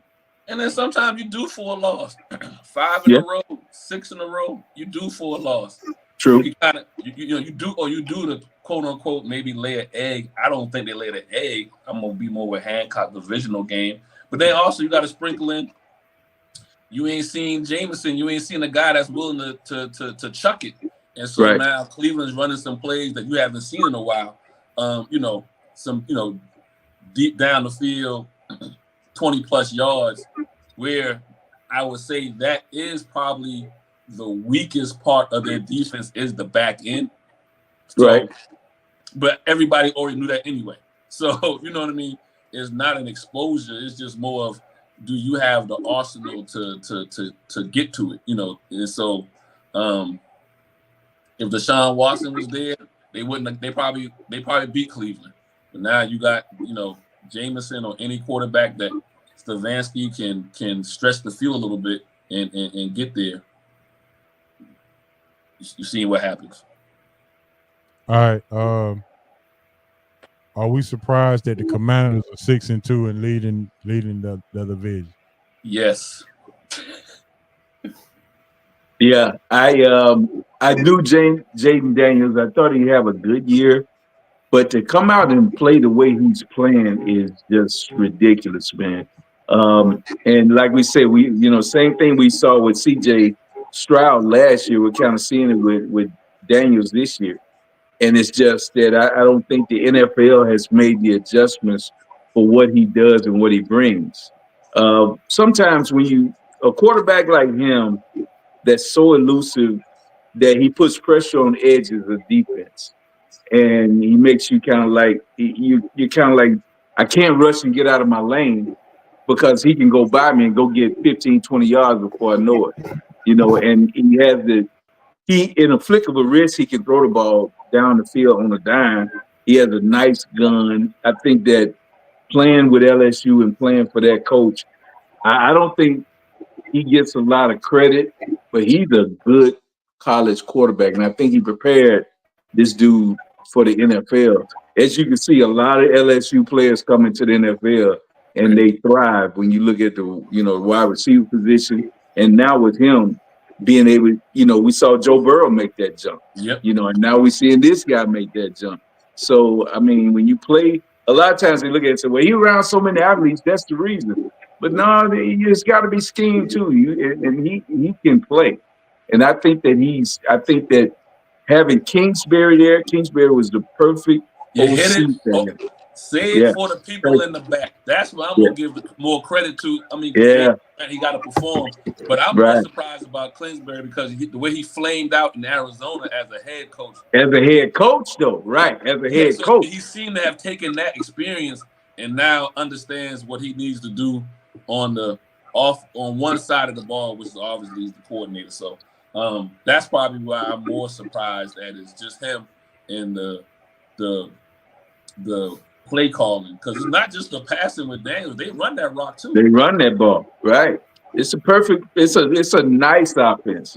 It's a real nice. And if they ever get somebody opposite Terry McLaurin, it's gonna be tough. Because right now they just got journeyman over there on that other side. I think that's next year's move, because they traded Dotson and got right. I want to say a fifth round pick for next year. And the wide receivers always going to be the wide receivers or the new running backs come out of college, right? So, you get that extra pick, you might can combine and move up and get you somebody to complement Scary Terry. So exactly. All right. So are the Eagles hitting their stride? Is Jalen Hurts, have they figured it out this year? As Nick and Jalen finally done squashed their beef for whatever they had going on, and the Eagles are flying high now? Are we believing in that? I think I've seen two things with two different teams like that. I thought early in the year, I didn't think Baltimore knew how to use Derrick Henry along with Lamar Jackson, but they figured it out, and you saw them start to complement one another. And I think the same thing is happening with Philly. During that bye week, they got a little healthy, but they understood that we got to get the ball in Saquon's hands. We get the ball in his hands out in the running position, let him run the ball. We also get him out in his space with swing pattern, with screens and all that kind of stuff. Now all you're doing, it's more space because you got guys like Devontae that can take the top off of it. Then you got A.J. Brown, intermediate and deep. Then you got Goddard and then the other tight end. So they have weapons at every level. And I think they're understanding how to use it. And we already know they're a 4-down team mostly every possession. If they get 3rd and 2, you pretty much can move the chains. 3rd and 3, whatever. So they're a 4-down team. They keep defenses on the field. You can keep a defense on the field 7, 8, 9, 10 plays. They're going to wear down. Yeah. And I just think Philly, before it's over, is going to be good. Their defense is a little suspect, but their offense is going to protect them enough to they're hitting their stride. I think they're really hitting their stride. Coach, you've been quiet. You want us to talk about the Steelers? No, I'm just looking at the fact that the Dodgers in trouble. Oh yeah, well MLB trying to market. They got to get 6 games out of this World Series. Yeah, MLB trying to market. Yeah. I'm gonna agree with Han. I'm gonna say this too. Hancock, you know who's been quiet this year as well? Who's that? Brown. He's been quiet. I felt like, AJ Brown. That is. AJ Brown. Yeah, I'm talking about as far as his, just his Mouth. Yeah. sideline shenanigans or whatever. Yeah. I Get think, me the ball. Yep.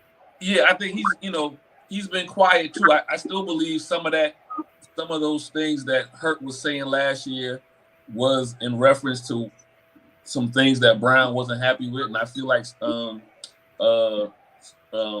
Philadelphia's head coach took a few bullets for those guys as well. So yeah. But you haven't heard much of that. You haven't seen, I should say, any of that sideline infighting going on with Philly this year either. Yeah, if he stop arguing with fans, then they'll play well. And he stop talking to the fans. Play the game, coach. You got dog and stuff. Well, you know what? I think Philly fans respect it. You got some fan base, you got to cuss them out. They'll love you even more. It may work with them. You're right. Philly and Raiders fans, you gotta talk bad to them. All right, so let get Coach some love. Are you satisfied with Russell Wilson and you're 2-0 since he's been the starting quarterback? Hey, whoever gets the job done is all right with me. And then I like the fact that both Russell Wilson was sitting on the sideline with Justin Fields chopping it up, laughing and joking. I'm like, oh yeah, if they like that. Because I still think that the Steelers are going to develop something where they get down to the goal line and Fields going to come in there and do a little running play or something like that. They're going to do some damage. The Steelers are somebody talking about are the Steelers Super Bowl contenders. No, not right now. But I'll take 6-2 going into the bloodbath that they're about to go through in the on the schedule. So hey, I'll take it as he is right now. I ain't looking to no Super Bowl. I just want to see how they do coming up to these next few games. Yeah. Feels like Cordell Stewart. I hate the Steelers. I do. But I'm just gonna be real about it. They have something that travels in cold weather: a run game and a hell of a defense. Yep. And when you have those two things, you got a chance every time you kick off because run the ball, stop the ball. You should be in about 80% of your That's game. That's it. Well, that's the weak link that I had with the Cowboys, that we can't run the football, we can't stop the run. Yep.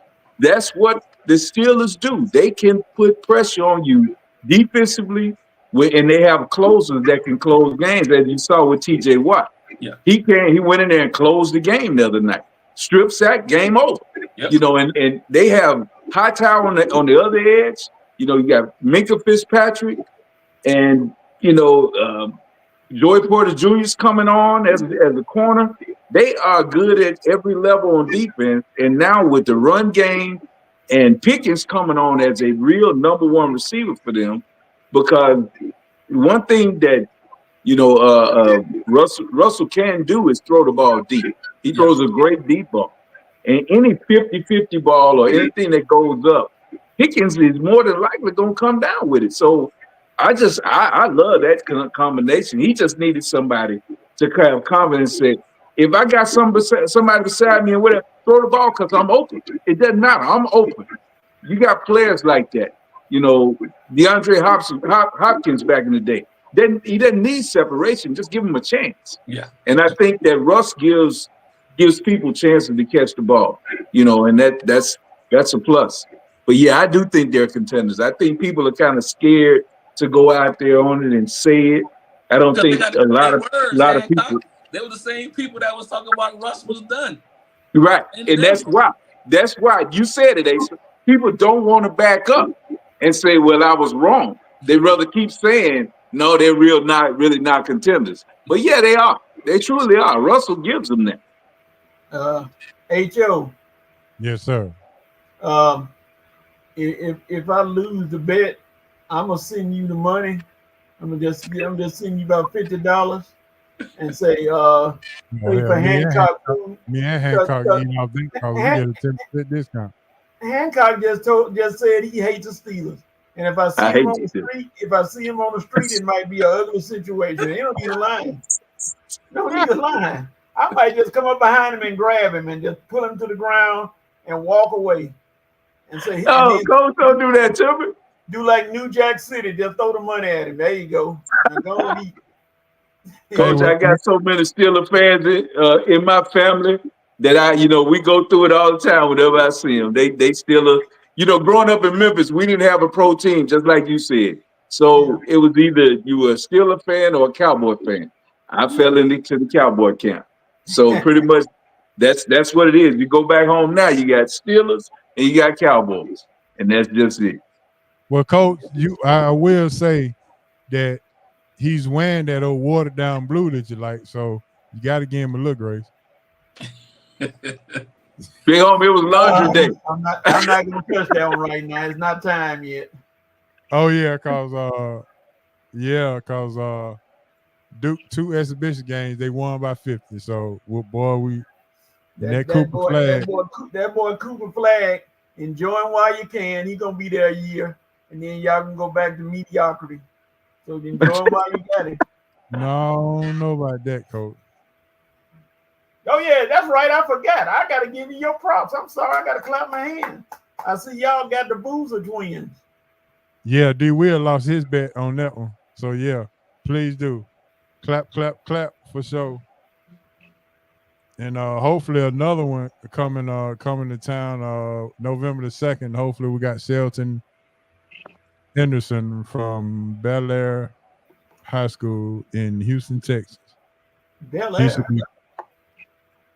Yeah, Bel Air. Yeah, Houston. They're running with Will Smith. Okay, all right. So hopefully we get an announcement here pretty soon. Well, is Maurice Dixon on the line? I think he's still on the line. He'll love you. He might invite you to his podcast and let y'all talk.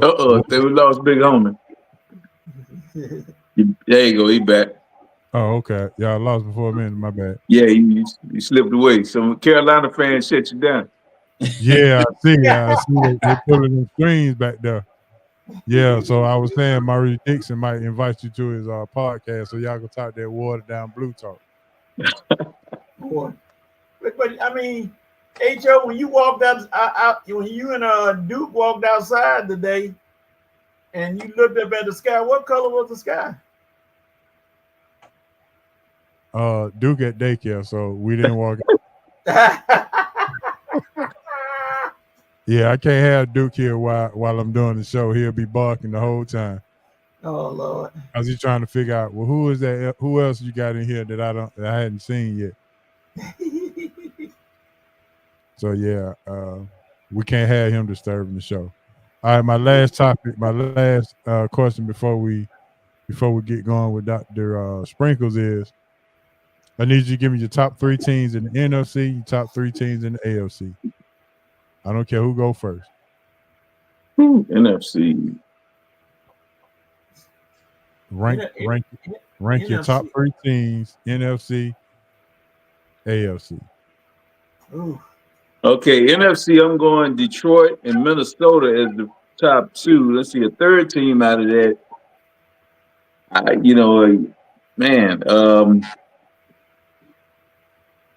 don't know if there's a third team out of the NFC right now. But I do know Detroit and Minnesota, maybe Green Bay. Yeah. So that top 3 teams in the division, then, huh? Yeah, because I don't count the Falcons. Even though they have a good record, I think they're kind of like, I think they're a little fugazi. I know Arizona and Seattle and San Francisco, they all a little teetering right now. Yeah, so I'm trying to think, am I missing something that's in my face? I don't know if Washington is ready yet, even though they're leading. Oh, you know what? I'm gonna put Philly third. I'm gonna put Philly third right now. I take Green Bay out, put them behind them, but I'm going Detroit, Minnesota, even though Minnesota's lost two, Minnesota and Philly. That's the way I look at it. It's power. Okay, so no. Yeah, I'm going those three. Even though Philly's trailing Washington, I still give them more of a. They got more of an edge. I give them on the team than Washington, especially on the defensive side. Yeah. All right. So what you got? Yeah, I'm gonna go NFC. Detroit 1. I'm gonna go Green Bay 2. And I'm with you. I want to say Philly, but I'm gonna give the home team some love. I'm gonna say Atlanta 3. Okay. And some of that is me projecting out as well. I think the NFC North is going to beat each other up. So, so I feel like you got the three. That's the better division out of everybody in the NFC. So, but Detroit 1. Green Bay 2, and I'm gonna give Atlanta some love because I think Atlanta's gonna wind up going on a run these next. They got the Cowboys this week. That should be a win. And I'm not even saying that. I'm not even shooting shots. Like this is just. Oh, okay. I was gonna say Hancock. No. Listen, Hancock already said they can't run the ball. They can't stop the run. Atlanta's gonna run that thing 30 times this weekend. We can't get to the quarterback either. So. But yeah, I know. But I feel like you can offset that by running that rock and not giving Dallas that many opportunities. So that goes over 400. But everything gonna be the CD. That's the problem. If he throw 400, that means they down. Is when he gonna dack. Eventually he gonna dack. So it don't matter. He gonna dack eventually. But that's my 3. Like I said, I'm gonna give the hometown a little bit of love. With Detroit, Green Bay, Falcons. All right, Coach. Detroit, Green Bay, Philly. Philly done decided to wake up and play football now, and Saquon is doing his thing, and then you got AJ Brown coming back. So I'm gonna go in that. Or Detroit. When your quarterback can throw for 85 yards, but you score 52 points, good grief. Something wrong with that picture. Yeah, it's tough. And in the AFC Big Home, I got KC, Buffalo, and Baltimore right now. But Baltimore with Pittsburgh right behind them. But those are my team. KC, Buffalo, and Baltimore. KC, Buffalo, Baltimore. Okay. I can't argue with Hancock, but I'm gonna be different. I'm gonna go KC, Baltimore, but I'm gonna throw Houston in there. Okay. Coach, you got a message, Coach. Stop hating. Okay. He said you didn't have the birds in there. Oh. Yeah, in your top 3. Okay. He said don't let that Pittsburgh win get to your head. Yeah. He said Atlanta gave y'all that one. Yeah, you can't say that. He said that was a preseason game. You can't say that because it counts in the 6-2. I agree. I'm going NFC. I'm going Detroit, Green Bay. I'm still sticking with San Francisco right now. Really? Mm-hmm. Okay. With all them, you must got some of that TB12 juice too, because they need it. Yeah, they injuries. They supposed to be getting your boy back this week, I believe. McCaffrey. Yeah, McCaffrey going full speed in practice. Yeah, I heard he's coming back, so that'll help. I'm kind of projecting like Asa said. So yeah, a close third is Philadelphia. I think they getting their groove back really, really smooth. AFC, I like what you said. KC, Buffalo, Baltimore. With a Houston a close third. A very close third. Very close third. I can't give Baltimore none of that. You lost to a 1-6 team. I can't put you in the top 3. I go KC, Buffalo, Houston. Okay, I can go with that. I can't put Baltimore up there. But y'all, and like I said, like y'all said, the AFC North, anybody can beat anybody, but y'all were right up there. They were talking about y'all as a Super Bowl team. Mm-hmm. Now they got some doubts and they got some questions. So we'll see. If Jameis was the quarterback the beginning of the season for Cleveland, how good would they be right now? It's hard to say, but it's hard for me to say they be where they are. I'm not sure. A lot of times, you know how it is. The backup quarterback is the most popular player on the team, and especially if he comes in and succeeds. So he has to validate that game. We'll see what he looks like this week. So I'm not going to say they be in any contention or whatever. I don't know. They be I think it was for sure. Yeah. They be 4 I know. 4. There's a lot of outside pressure that was on Deshaun Watson, with everything that hangs over his head. Big contract, Diddy parties. No, he wasn't at no Diddy party. But I mean, things that he did off the field. Diddy might come out and say he was there. You never know. He might have been, man. All that off the field stuff was kind of weighing on him, and he just couldn't perform. So, maybe they had a better record, though, with James. That's why I say 500. They be 4 4. Would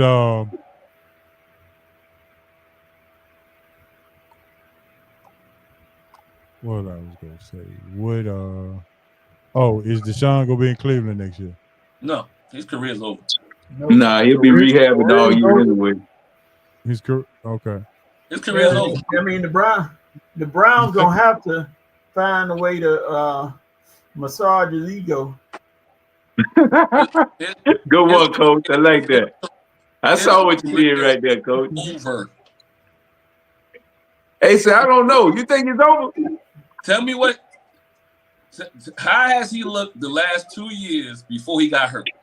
Oh, yeah, he's looked bad. No doubt about it. He's looked horrible. He got his money. He is over. He's looked bad. No doubt about it. It's over. All right, Red said his top 3, Detroit, Falcons, and the Commanders. Of course, he home time hero. He home time. That's a very hopeful thing now. Yeah, that command is kind of hard. It's kind of hard to go on, but listen, we respect it. Yeah, we can. We respect it. Yeah, for sure. I mean, hey, it is what it is. I actually like his KC, Buffalo, Pittsburgh for AFC.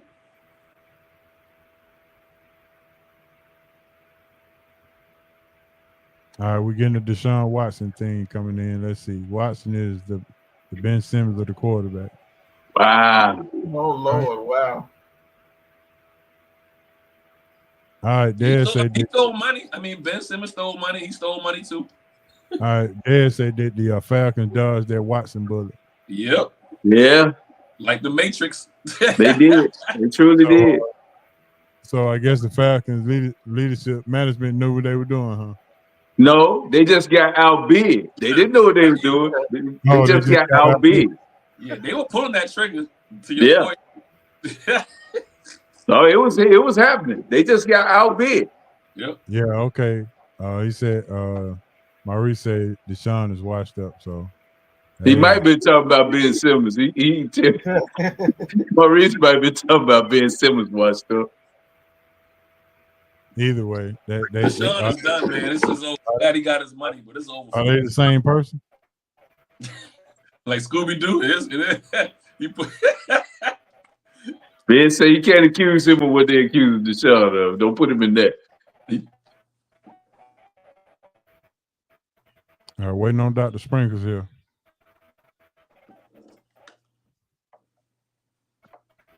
With all these men on the line, I hope she don't think we ever did a party.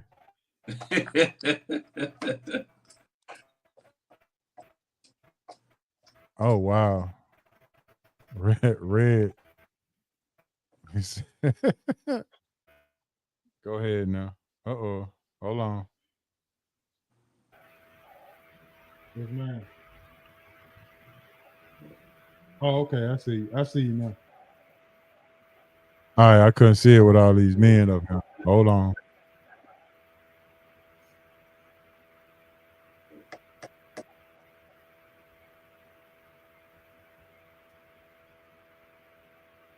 Good evening, gentlemen.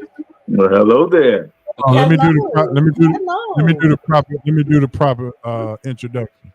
Ladies and gentlemen, boys and girls, lieutenant, and everybody tuning in to Sports Roundtable and SRT crew. We have back to finish off part 2 of this interview as we are breezing out of Breast Cancer Awareness Month. Mr. Dr.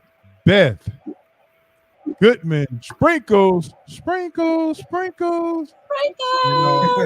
Listen, I don't know if you know this or not, but we've already dedicated this show to Miss Deborah Robinson as she continues. I heard it in the beginning. I heard it. My girl. My new pink sister. Yes, sir. So, all right, here we go. Part 2. Anything you want to, any energy you want to give us before we get this thing started? Because I heard that through the grapevine, a little bird told me that her energy was amazing. Good God about it. That lady got plenty of energy. So I don't know if ringing the bell gives you energy, but I'm gonna let you give us some energy. You got a thought for the day or anything that we can kind of smooth on to, or whatever the case may be? You are surrounded by a whole bunch of men right now. So I can. This ain't a Diddy party though, so I'm just making sure we understand that. Well, if it were a Diddy party, I wouldn't qualify for a couple of things. I weigh more than 140 pounds, and I am well over the age of 25. I'm well over that. I have shoes that age. So I wouldn't qualify for a Diddy party. Absolutely. Wouldn't qualify.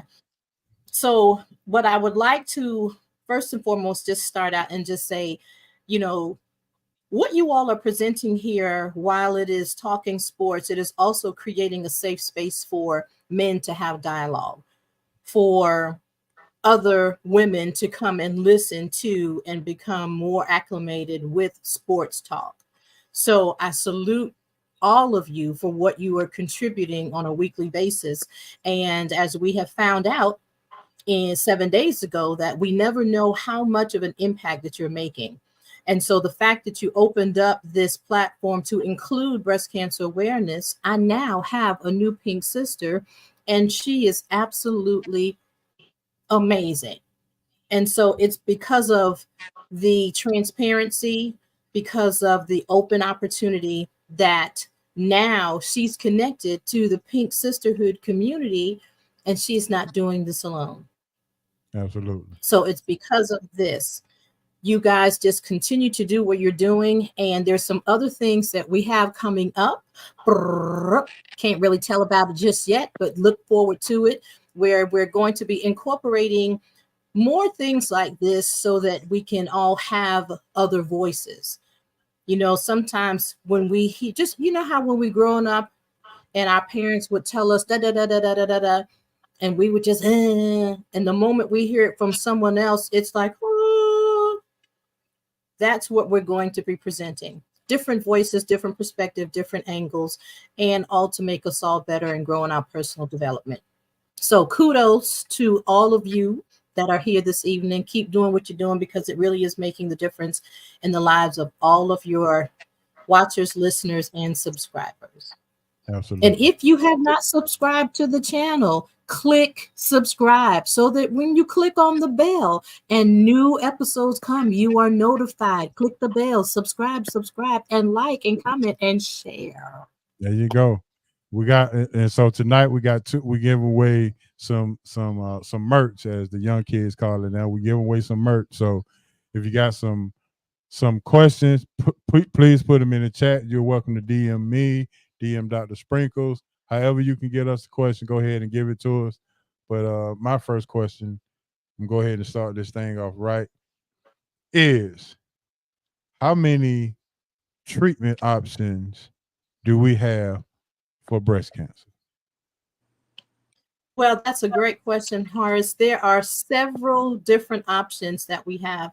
We have radiation therapy, we have chemotherapy, we have naturopath, and it all depends on what your breast health team comes up with what's best for you. It's not one size fits all. It's not you get radiation, you get chemo. It's depending on what type of, where your cancer is, what stage it is in it being breast cancer, because you could have a more aggressive type of breast cancer, like inflammatory breast cancer or HER2 positive, which is a more aggressive. You could be at a further stage, which would require a different type of treatment. So I personally underwent chemotherapy. I underwent chemotherapy after my mastectomy. And so what the chemotherapy does, it goes into your blood system and it attacks the cells. Chemo is for chemical, which they put.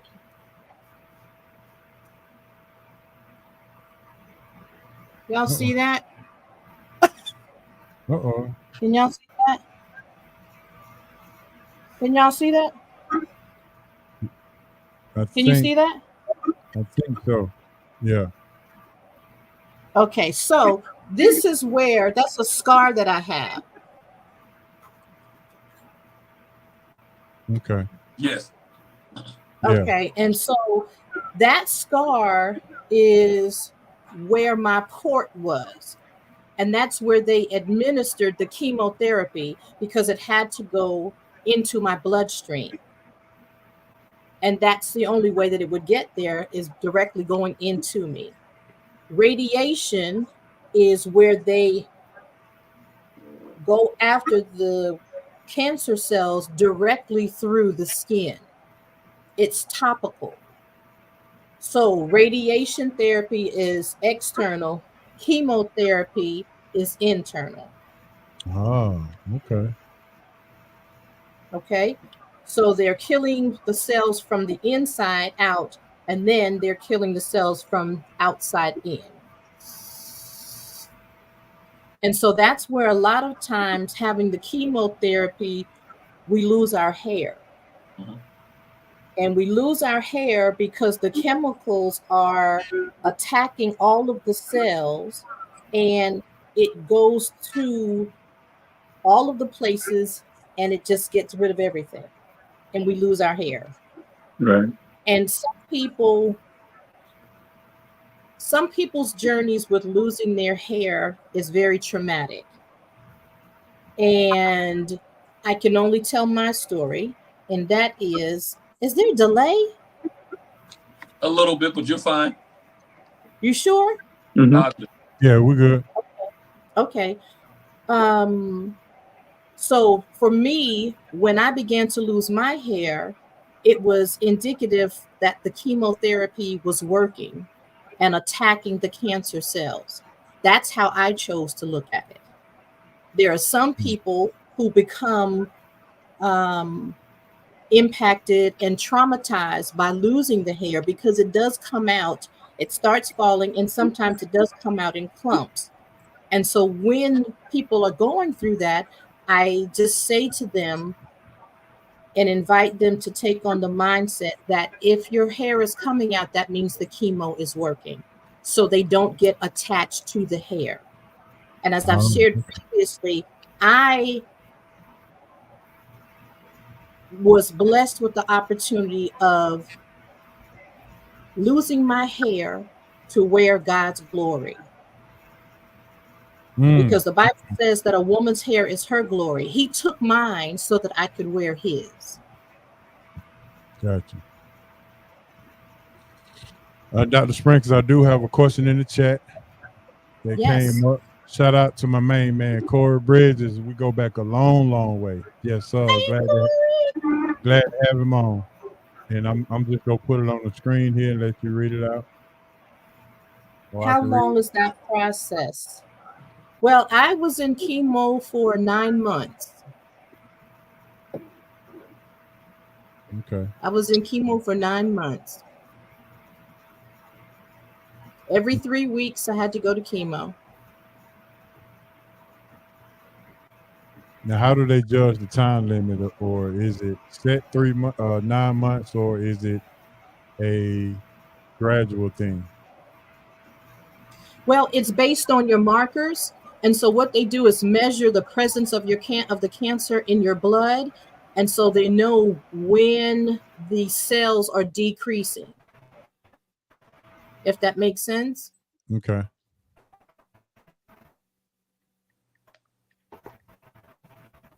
All right. Put Cora's name in the hat.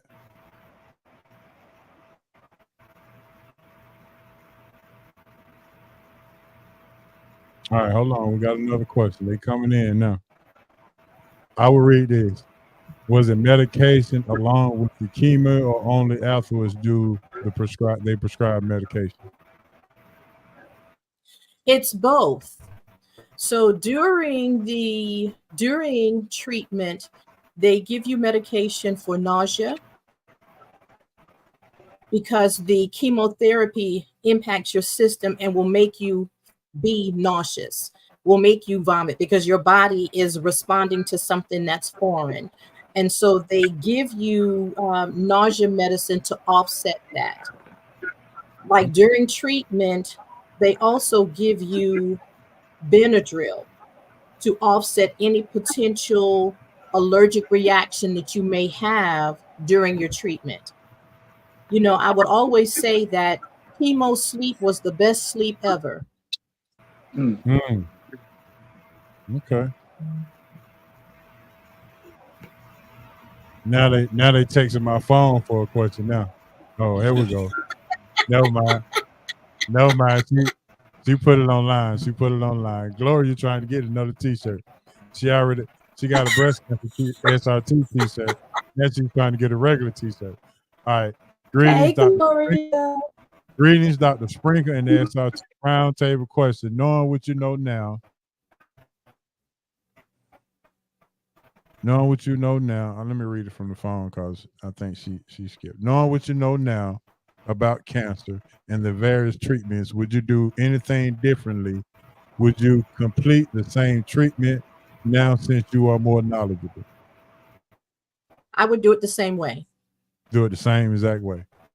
I would do it the same way because when I was initially diagnosed, we started going down the naturopathic way, and it was not helping. And I said, listen, I don't want to live in an experimental situation. I need for the cancer to get out, and whatever that gets to be is what we get to do.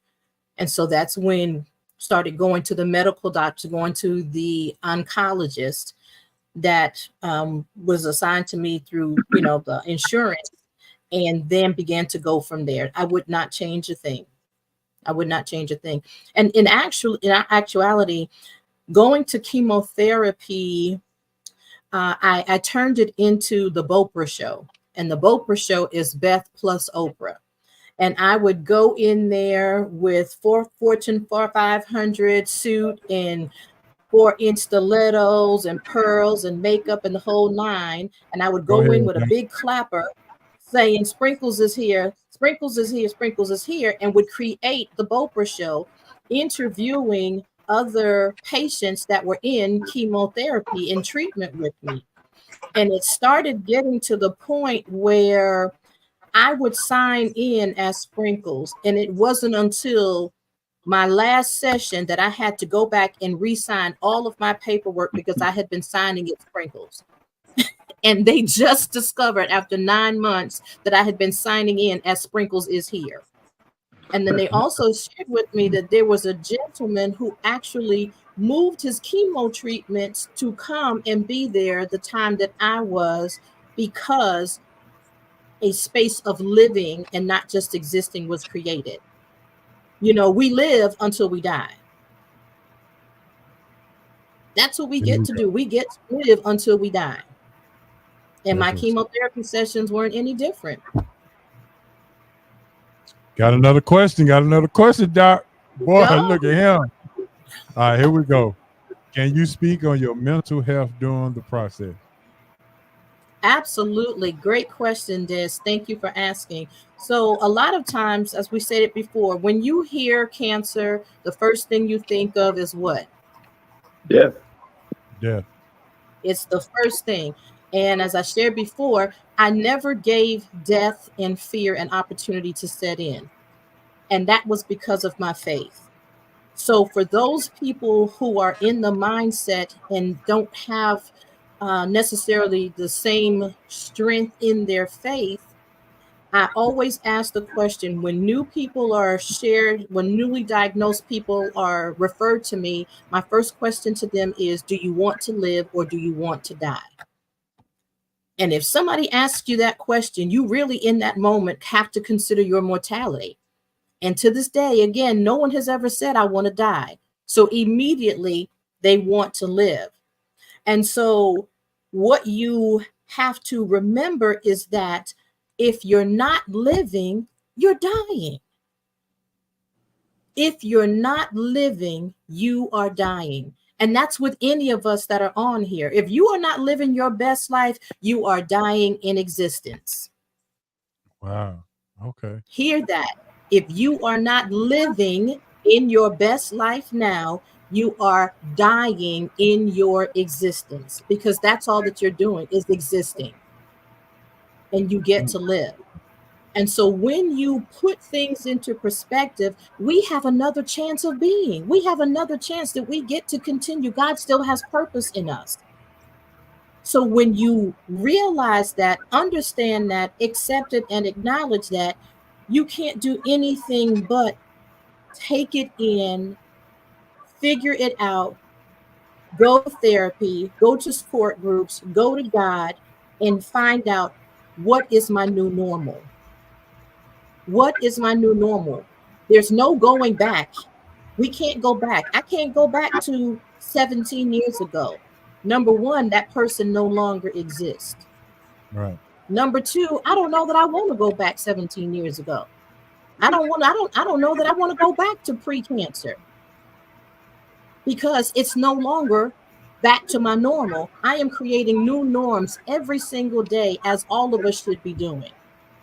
We create new norms every day, because the reality is we are not the same person that we were 5 minutes ago. True. Real talk. I got a question on the text. Yes. You talked about a lot of different treatments and things of that nature. But us as humans, we hear so many rumors and so many things about the pharmaceutical companies, the health profession, and things of that nature. The question is, how do you trust your medical team when the rumor is that the pharmaceutical companies are the biggest drug dealers in the world? What you have to do is educate yourself and advocate for yourself. If you feel like you're not being listened to or heard, you get to advocate for yourself. You get to call your breast health care team on the carpet. If you feel like you're just being shoved along like a number, call them on it. Okay. Let them know how you're feeling. Express yourself. Use your voice, because your voice matters. Your voice is you. And so you advocate for yourself. However big, however small, you advocated and speak your truth. I don't like the way that you made me feel. Perhaps you're not aware, but this, And you get to share that. You get to stand your truth. And if they don't comply, reply, or respond, you get to go to your insurance company and find another care team. Can I enhance that for you? Absolutely. Come on, enhance. I see you. I hear you. There you go. Another way they can do it is They can call Dr. Sprinkles, and Dr. Sprinkles can advocate for you. Because she is experienced and knows all the right questions to ask. The only thing you need to do is DM Dr. Sprinkles, and voila, boom, boom, boom. There you go. Asa, I think you had the hand up, Asa. Yeah, no, I was going to piggyback and say, you have to. Me and Hancock, we probably all, me and Hancock, we know we've been through some serious health issues as well, but you have to be able to, as an individual, be open to the people around you and not feel this is not a journey by yourself, and you mentioned that earlier. So, and you'll be surprised within your family or within your circle who is that pit bull that'll go and fight for you as well. But you got to be able to let people know what is going on with you, and so you can't, like I say, you're not on a journey by yourself. So when people know what's going on, and sometimes we can get real private and want to hold stuff to ourselves, but when you let people know what's going on, you'll be surprised who will come to bat for you as well. Mm-hmm. Absolutely. No suffering in silence. There's no lone wolfing and cancer fighting. None of that. All right, You're so right. You are not alone. There you go. All right, Dez got a question. Were there any conversations with the doctor on your diet? Personally, no, because I was a fairly decent eater. There were questions and conversations when I didn't have a taste for foods any longer. I didn't want to eat. The chemo makes you have like a metallic taste in your mouth where everything tastes like carburetor. Not that I've ever tasted a carburetor, but everything tasted like carburetor. Just tasted like metal. And when everything you put in your mouth tastes like metal, it deters you from wanting to eat. And so they would always say, well, you have to eat because your body needs nourishment in order to fight. Your body needs nourishment so that the chemotherapy is not eating up and ravishing the good cells. You've got to replenish them and strengthen them so that they can fight the cancer cells in conjunction with the chemotherapy. So once I got beyond that stage, I just made a decision that, there's some things I wasn't going to eat anymore, and other things I just did not have a taste for any longer. Now, I do have a survivor sister who went cold turkey and overnight became vegan as a part of her journey in becoming cancer-free. And she now supports survivors, thrivers, and fighters in the race through food and shows them and shares with them and tells them what foods to eat to support their journey for clean eating. Because the reality is our body has everything it needs to heal itself.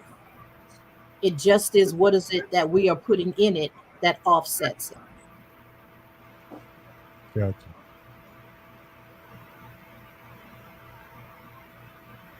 All right, this is the question of why we're here tonight. What does life look like after you ring the bell? I keep a bell ringing. Hello. I keep a bell. Yes, that's what's up. I keep a bell ringing. What does life look like?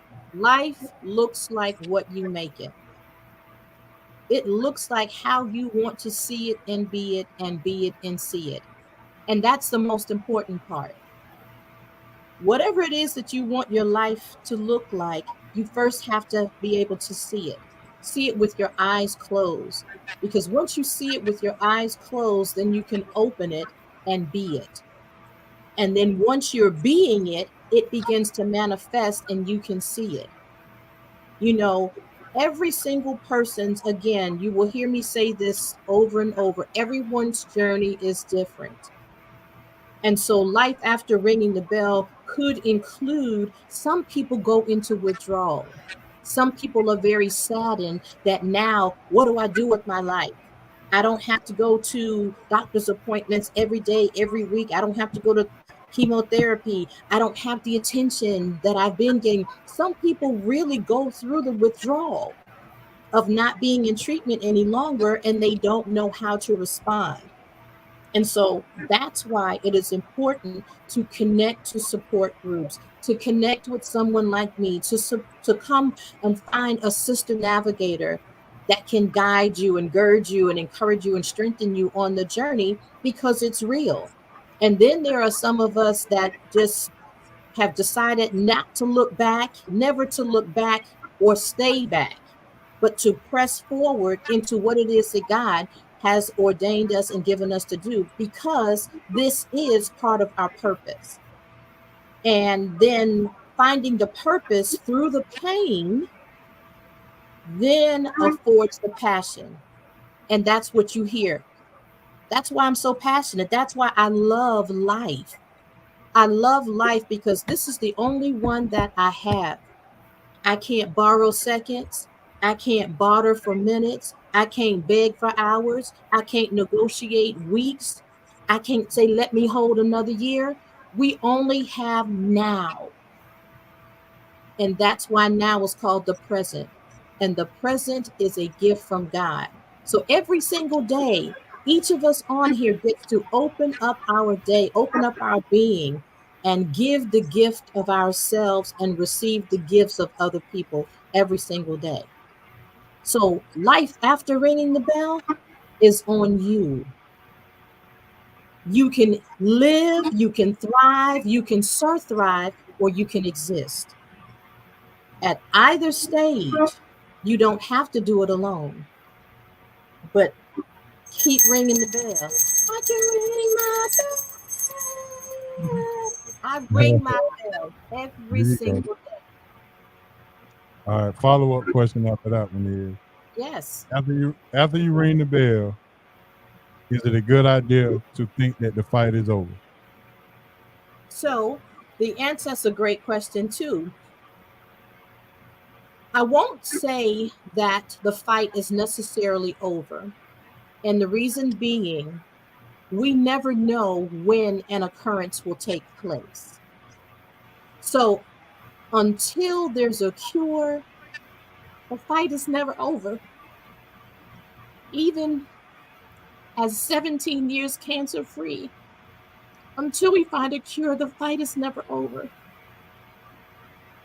And even at 17 years cancer-free, there is anxiety surrounding having to go every year for my annual mammogram for my right breast. Not that it's a point of fear, but it's the anxiety of, okay, let me get my mind prepared. While I don't want it to come up, if it should, I get to prepare myself. So the fight is never over. Until there's a cure, the fight will never be over. Until I don't have to induct any more pink sisters and brothers, the fight will never be over until there's a cure. So every day is a fight of faith. Every day, for those that are fighting, is to face the fears and overcome and operate in strength and fortitude. So until there's a cure, the fight will never be over.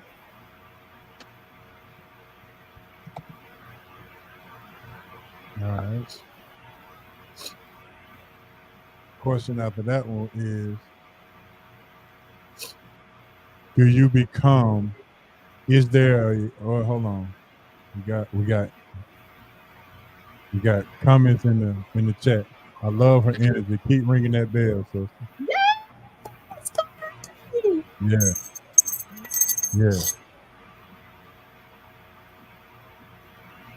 How afraid, how much does fear come into the equation, fearing that it may come around again after you ring the bell? So I'll say this. At this point in my personal journey, it's not I don't fear cancer. I don't have a fear of cancer whatsoever. Cancer should now fear me, because I'm in a place where I can equip others and encourage others. You know, I had cancer. Cancer didn't have me. And fear is a choice. God did not give us the spirit of fear, but that of love and a sound mind. And so if God didn't give us fear, why are we taking on? Fear is a choice. And that goes for anything in life.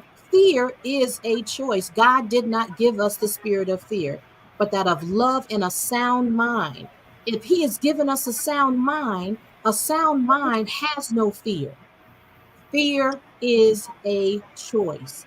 And there's a difference between being afraid and fear. When you're afraid of something, it's caused from something external. That makes us afraid. Fear is an internal uncertainty about a being. It is a choice.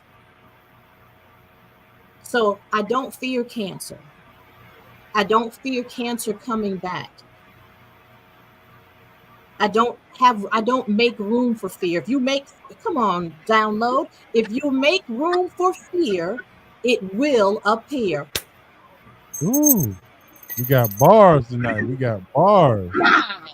If you make room for fear, it will appear in any way, form, shape, or fashion. So don't give fear room. Don't give fear room. Increase your faith. Whenever you start feeling fearful, increase your faith and watch your fear flee in anything. I got a text on my phone. Yes, sir. Ask her, can you give me her number? I would love to talk to her. Certainly. 777-9311. Yes, you can share the number. I will share the number. So yeah. So he was trying to text me some stuff that I really couldn't understand. So he said he would love to talk to you about it. Absolutely. So you're not ministry owned and not counseling. Yes. Okay. My last question for tonight. Where can you seek help after ringing the bell besides including Dr. Sprinkles? Well, there are several support groups throughout the city, several breast cancer sisterhood organizations. If you contact me, I will talk with you to see what area of town that you're in and put you in connection with the ones that are best for you. But it can be done. You are not alone. You are not alone. Okay. Absolutely. All righty then, boy, that was good. I think Hancock dropped off. It's past our time, so I guess we better wrap things May up. I also share something else? Please, go ahead. Go ahead, Asa. Oh no, I was just gonna say, your mindset is contagious, and it is what is needed in order to fight the fight. Yes. And so and even in failure, it is what is needed in order to fight the fight. And while you were talking, I just personally thinking about my brother, and even with his fight, even though it eventually won, I still remember just his energy and his fight with cancer. And so if he did not have that fight, it would have overcome him much sooner than it actually did. And so it's the energy that you must have in order to win or lose, to your point, enjoy every day that you have. So yes. May I invite you to reframe something? Yes, ma'am. My invitation to you is to reframe something so that you can get your brother's spirit back. Cancer didn't win. Cancer did not win. Okay. Cancer did not win. Okay. Your brother is Gotcha. victorious. He is victorious in his transition. Cancer did not win. We will not give cancer power and authority. Cancer did not win. Understood. I'll make sure moving forward to address appropriately. And watch your spirit change. What did Yes, your ma'am. brother do? What did cancer do? Come on. What did cancer do? You broke up. Say it again. You I broke up a said- little bit. I said, what did cancer do? You get your brother's spirit back tonight. What did cancer do? Nothing. What did cancer do? Nothing. What did cancer do? Nothing. What did cancer do? Nothing. Now, do you feel how your being is going like this on the inside? Yes, ma'am. Listen, let me tell you something. Your brother has been trying to get to you. You've been mad about it. You have been mad. And he is coming to you and has been trying to get to you because your heart has been so hardened and you have been so angry and you miss him so much. And you've been like this. You've been like this, cussing and fussing. Man, why the hell you ain't here, man? Man, we should have been doing this, man. You got me doing this, man. Yeah, man. Wish you was here, bro. Listen.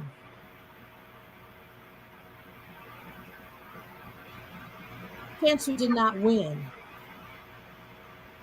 Your brother is the champion on the other side. Because his spirit is with you right now. And his being is with you right now. And what you get to do is remember him at his healthiest.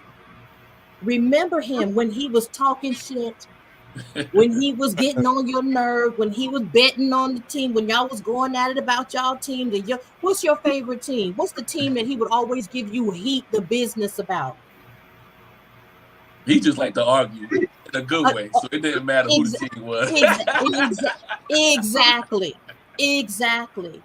So here it is now. You missed that part of him. And now today, you get the liberty of having his presence with you, to talk to him, to have conversation. His spirit is present. And right now, the healthiest you remember him being is what he is right now. He has won. Cancer did not win. Your brother is victorious. And what is his name? Milton. Wow. So funny story. So Milton has met my mama. And Milton was saying to my mama, my brother, he round there, my brother, and he can do this. And my brother bragging on his brother. And my mother was like, my daughter sprinkles, my daughter sprinkles. Unbeknownst to either of us that today this platform would present the presence of both of them. Because she said, all he got to do is have one encounter. All he got to do is be sprinkled one time, and he will be able to feel your presence, Milton. Because you've been holding on to it like this, angry, pissed off. You now have the grace to grieve and then embrace his presence because he is wanting to be with you. He is wanting to be with you. And they up in heaven, dapping high five. We did it.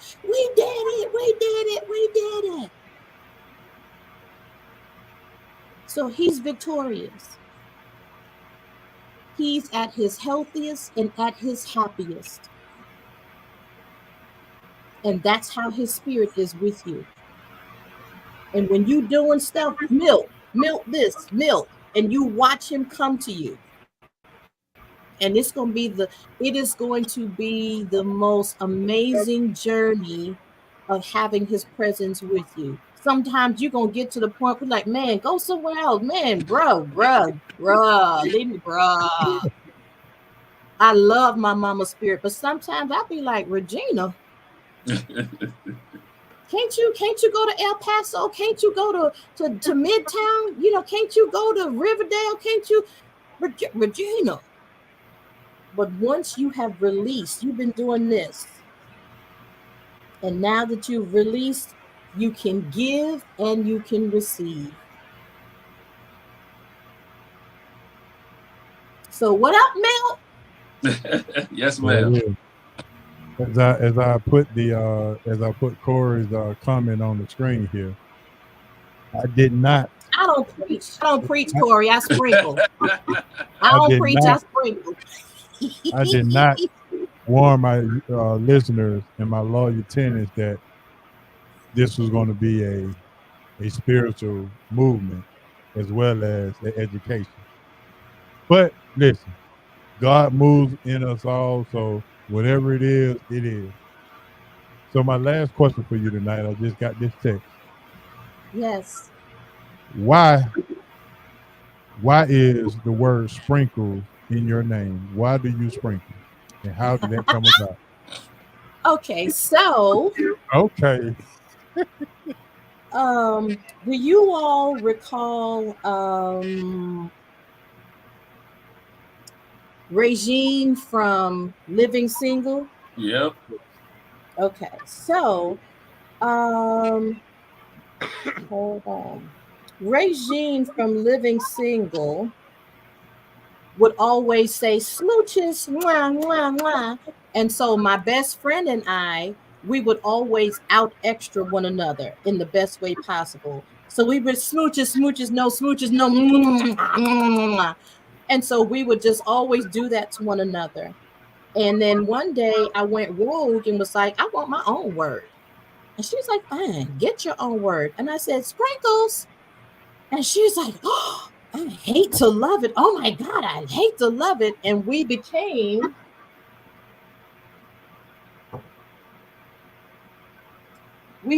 oh, it's on blurry. We became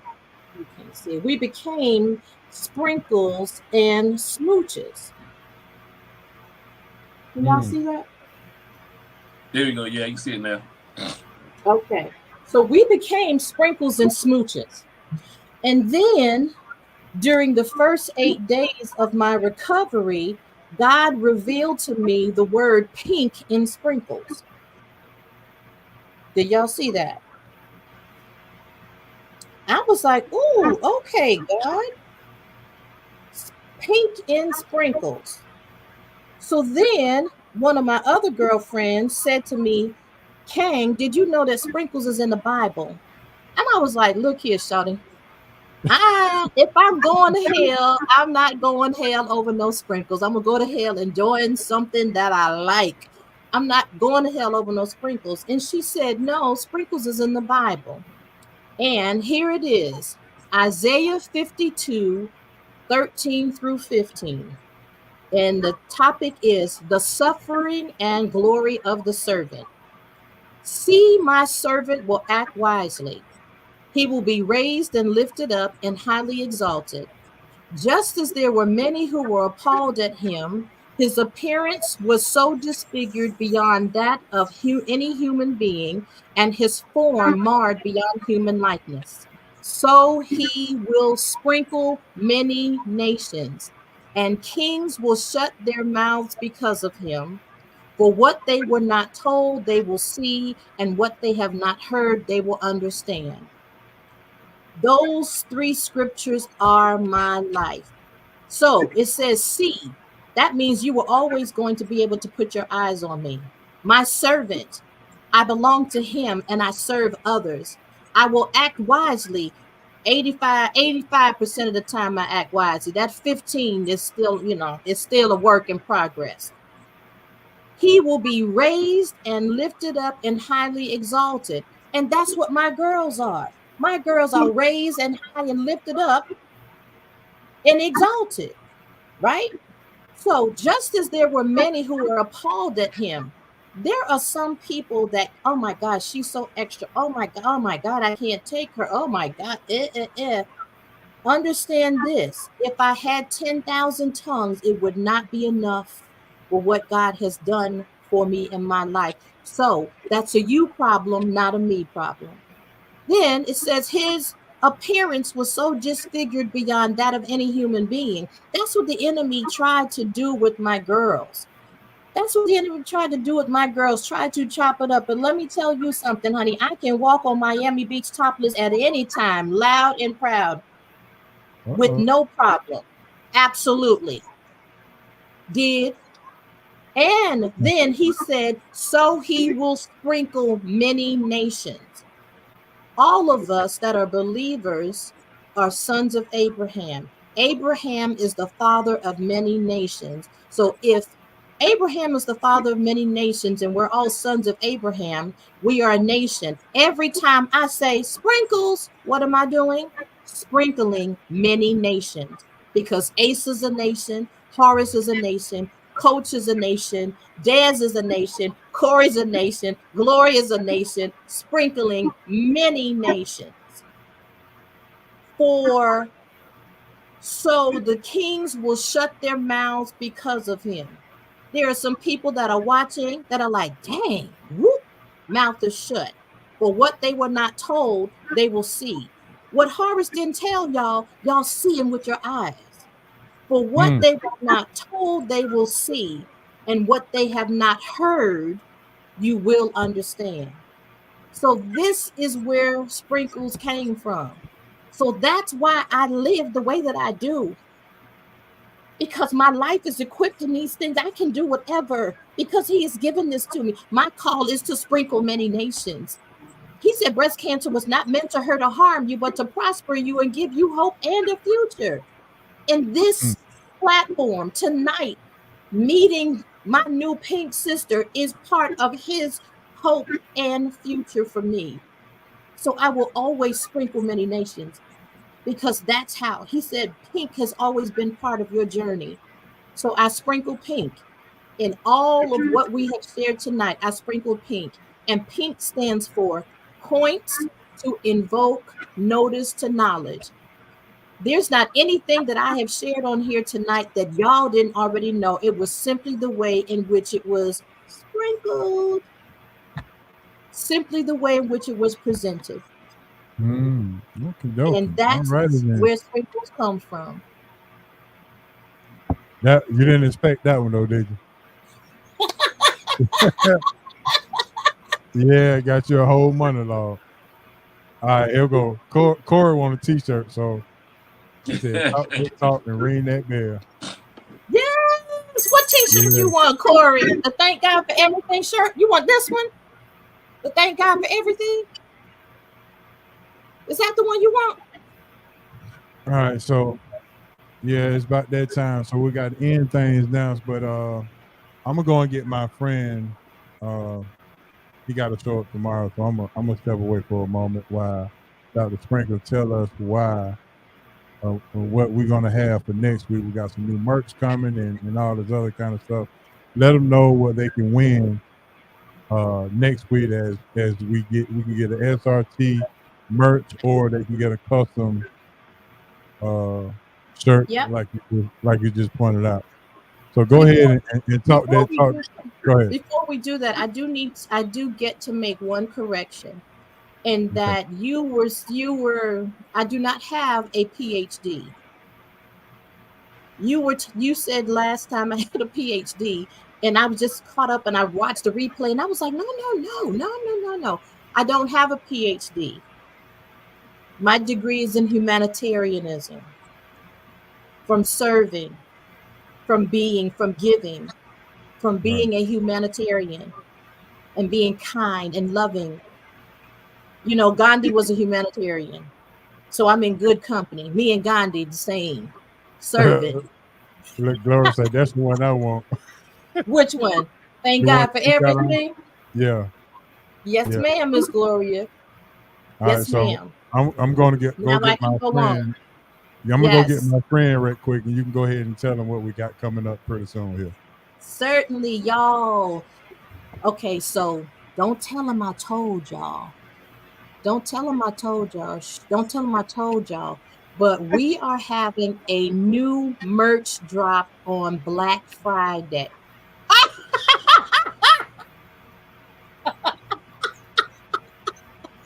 We are having a new SRT merch drop on Black Friday. So you all be prepared to buy it out. Be prepared. We are going to have t-shirts, sweatshirts, and hoodies.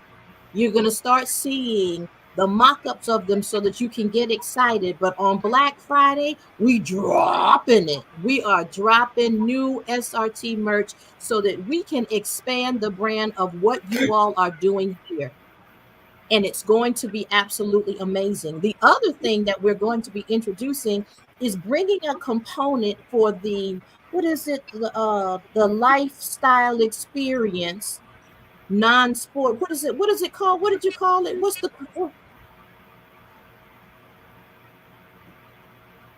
I'm messing it up. Tell me what it's called again. It is called the lifestyle off sports topic. Yes, thank you. The lifestyle off sports topic. And that is where you all can send in things that you want to talk about, topics that you want to hear about that are non-sports related.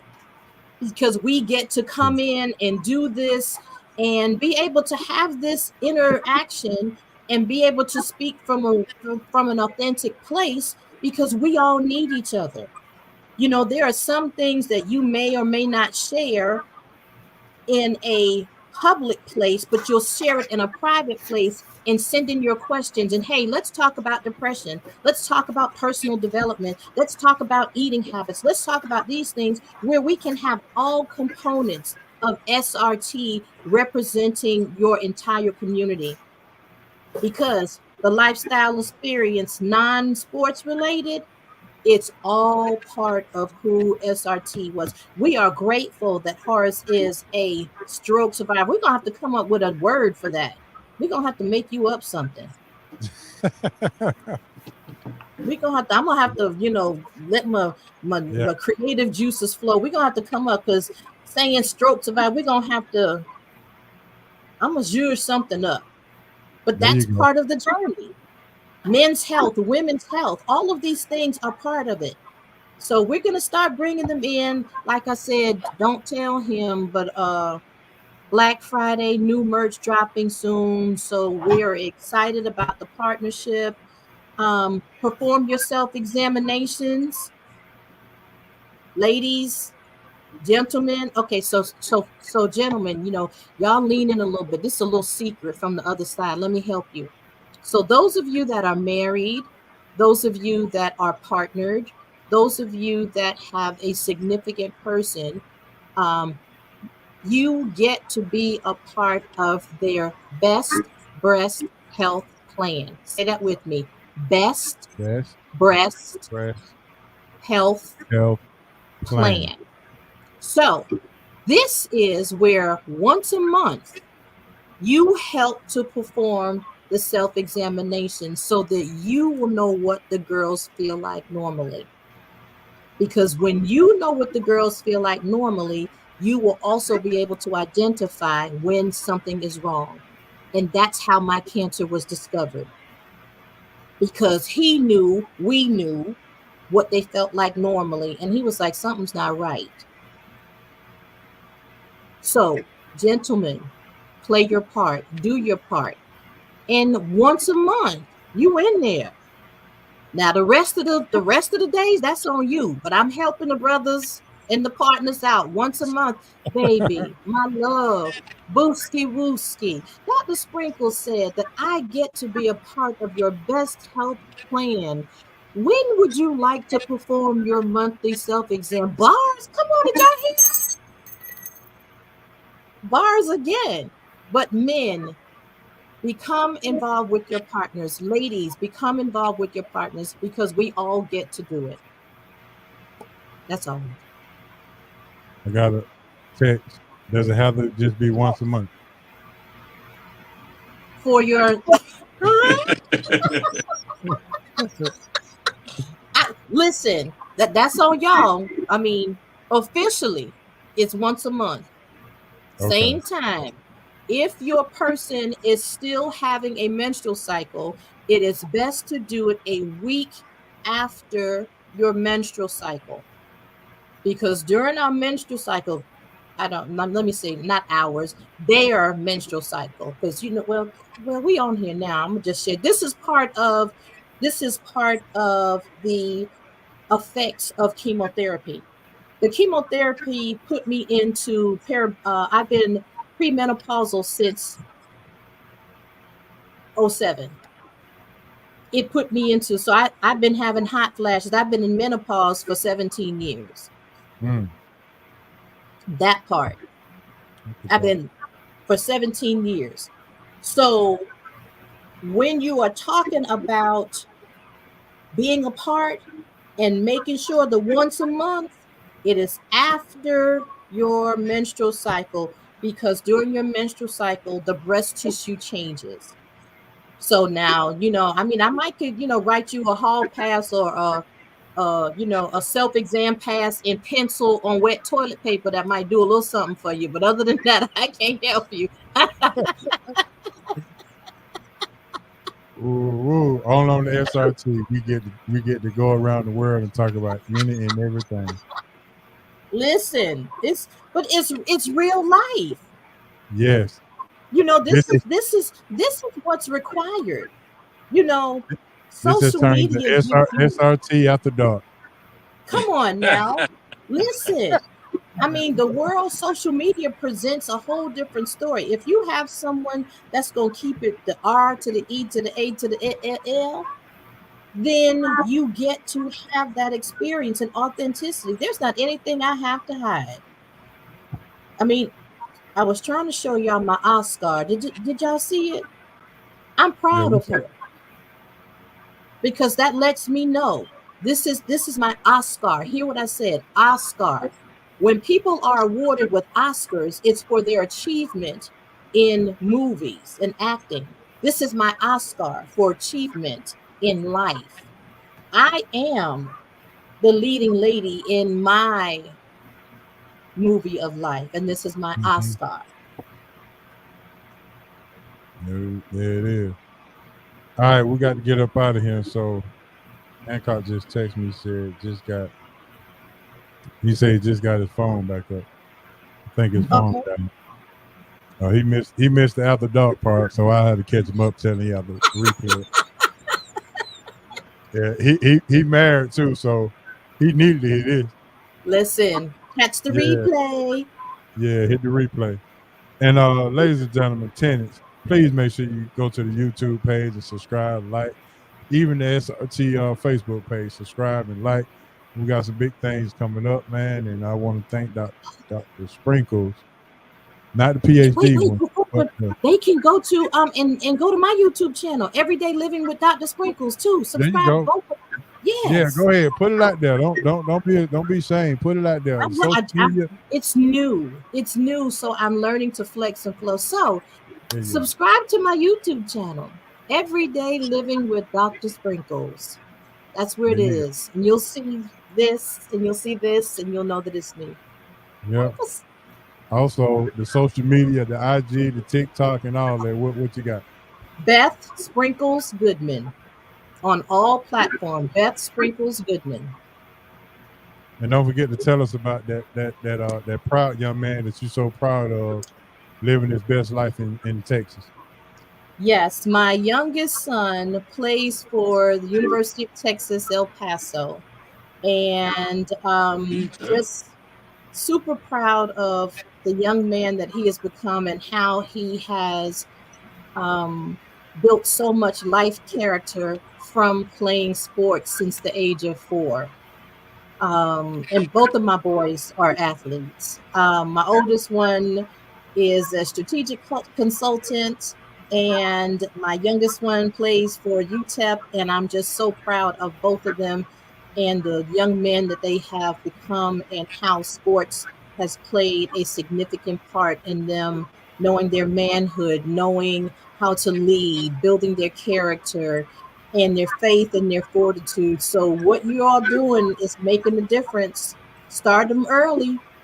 Put those grandbabies and Bebe them and Devontae and Leandra, put them in stuff because it helps them. It helps them and builds character as young people.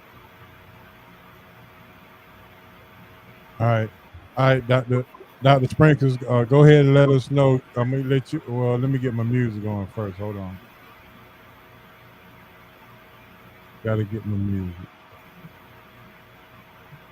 Where we at? No, that's not you.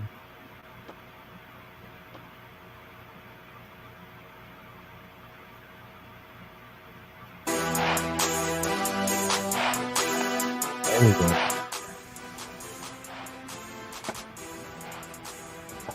There we go. All right. Time to shout it out. I'm going to shout out Dr. Beth Sprinkles. Dr. Sprinkles for coming on, and automatically this show is dedicated to Miss Deborah Robinson. She automatically gets a t-shirt. So I will get with Dez for Miss Robinson to get her t-shirt. I just need to know the size. Dr. Sprinkles, I guess Corey, he was so active in the questions, I guess he gets a t-shirt too, and Glory. They gotta get it.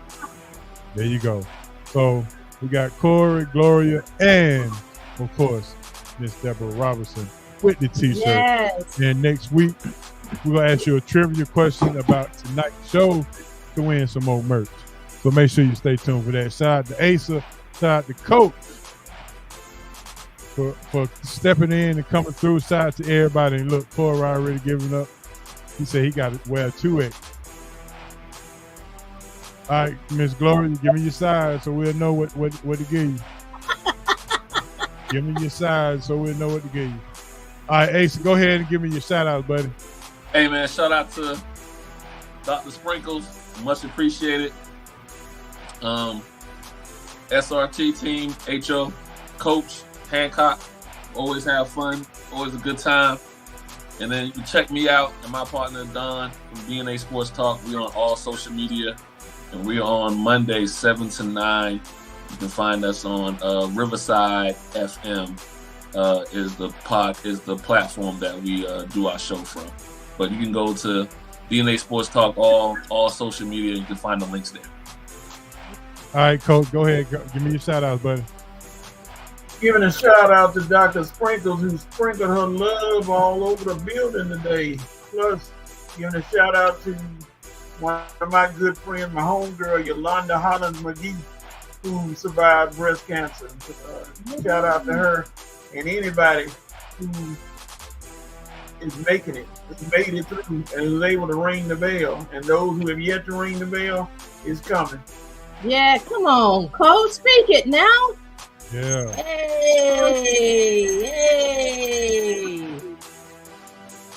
All right, Dr. Sprinkle, give me your shout outs now. Oh, I get a shout out? Yeah, you get. I want to shout out. Oh, you made me nervous now.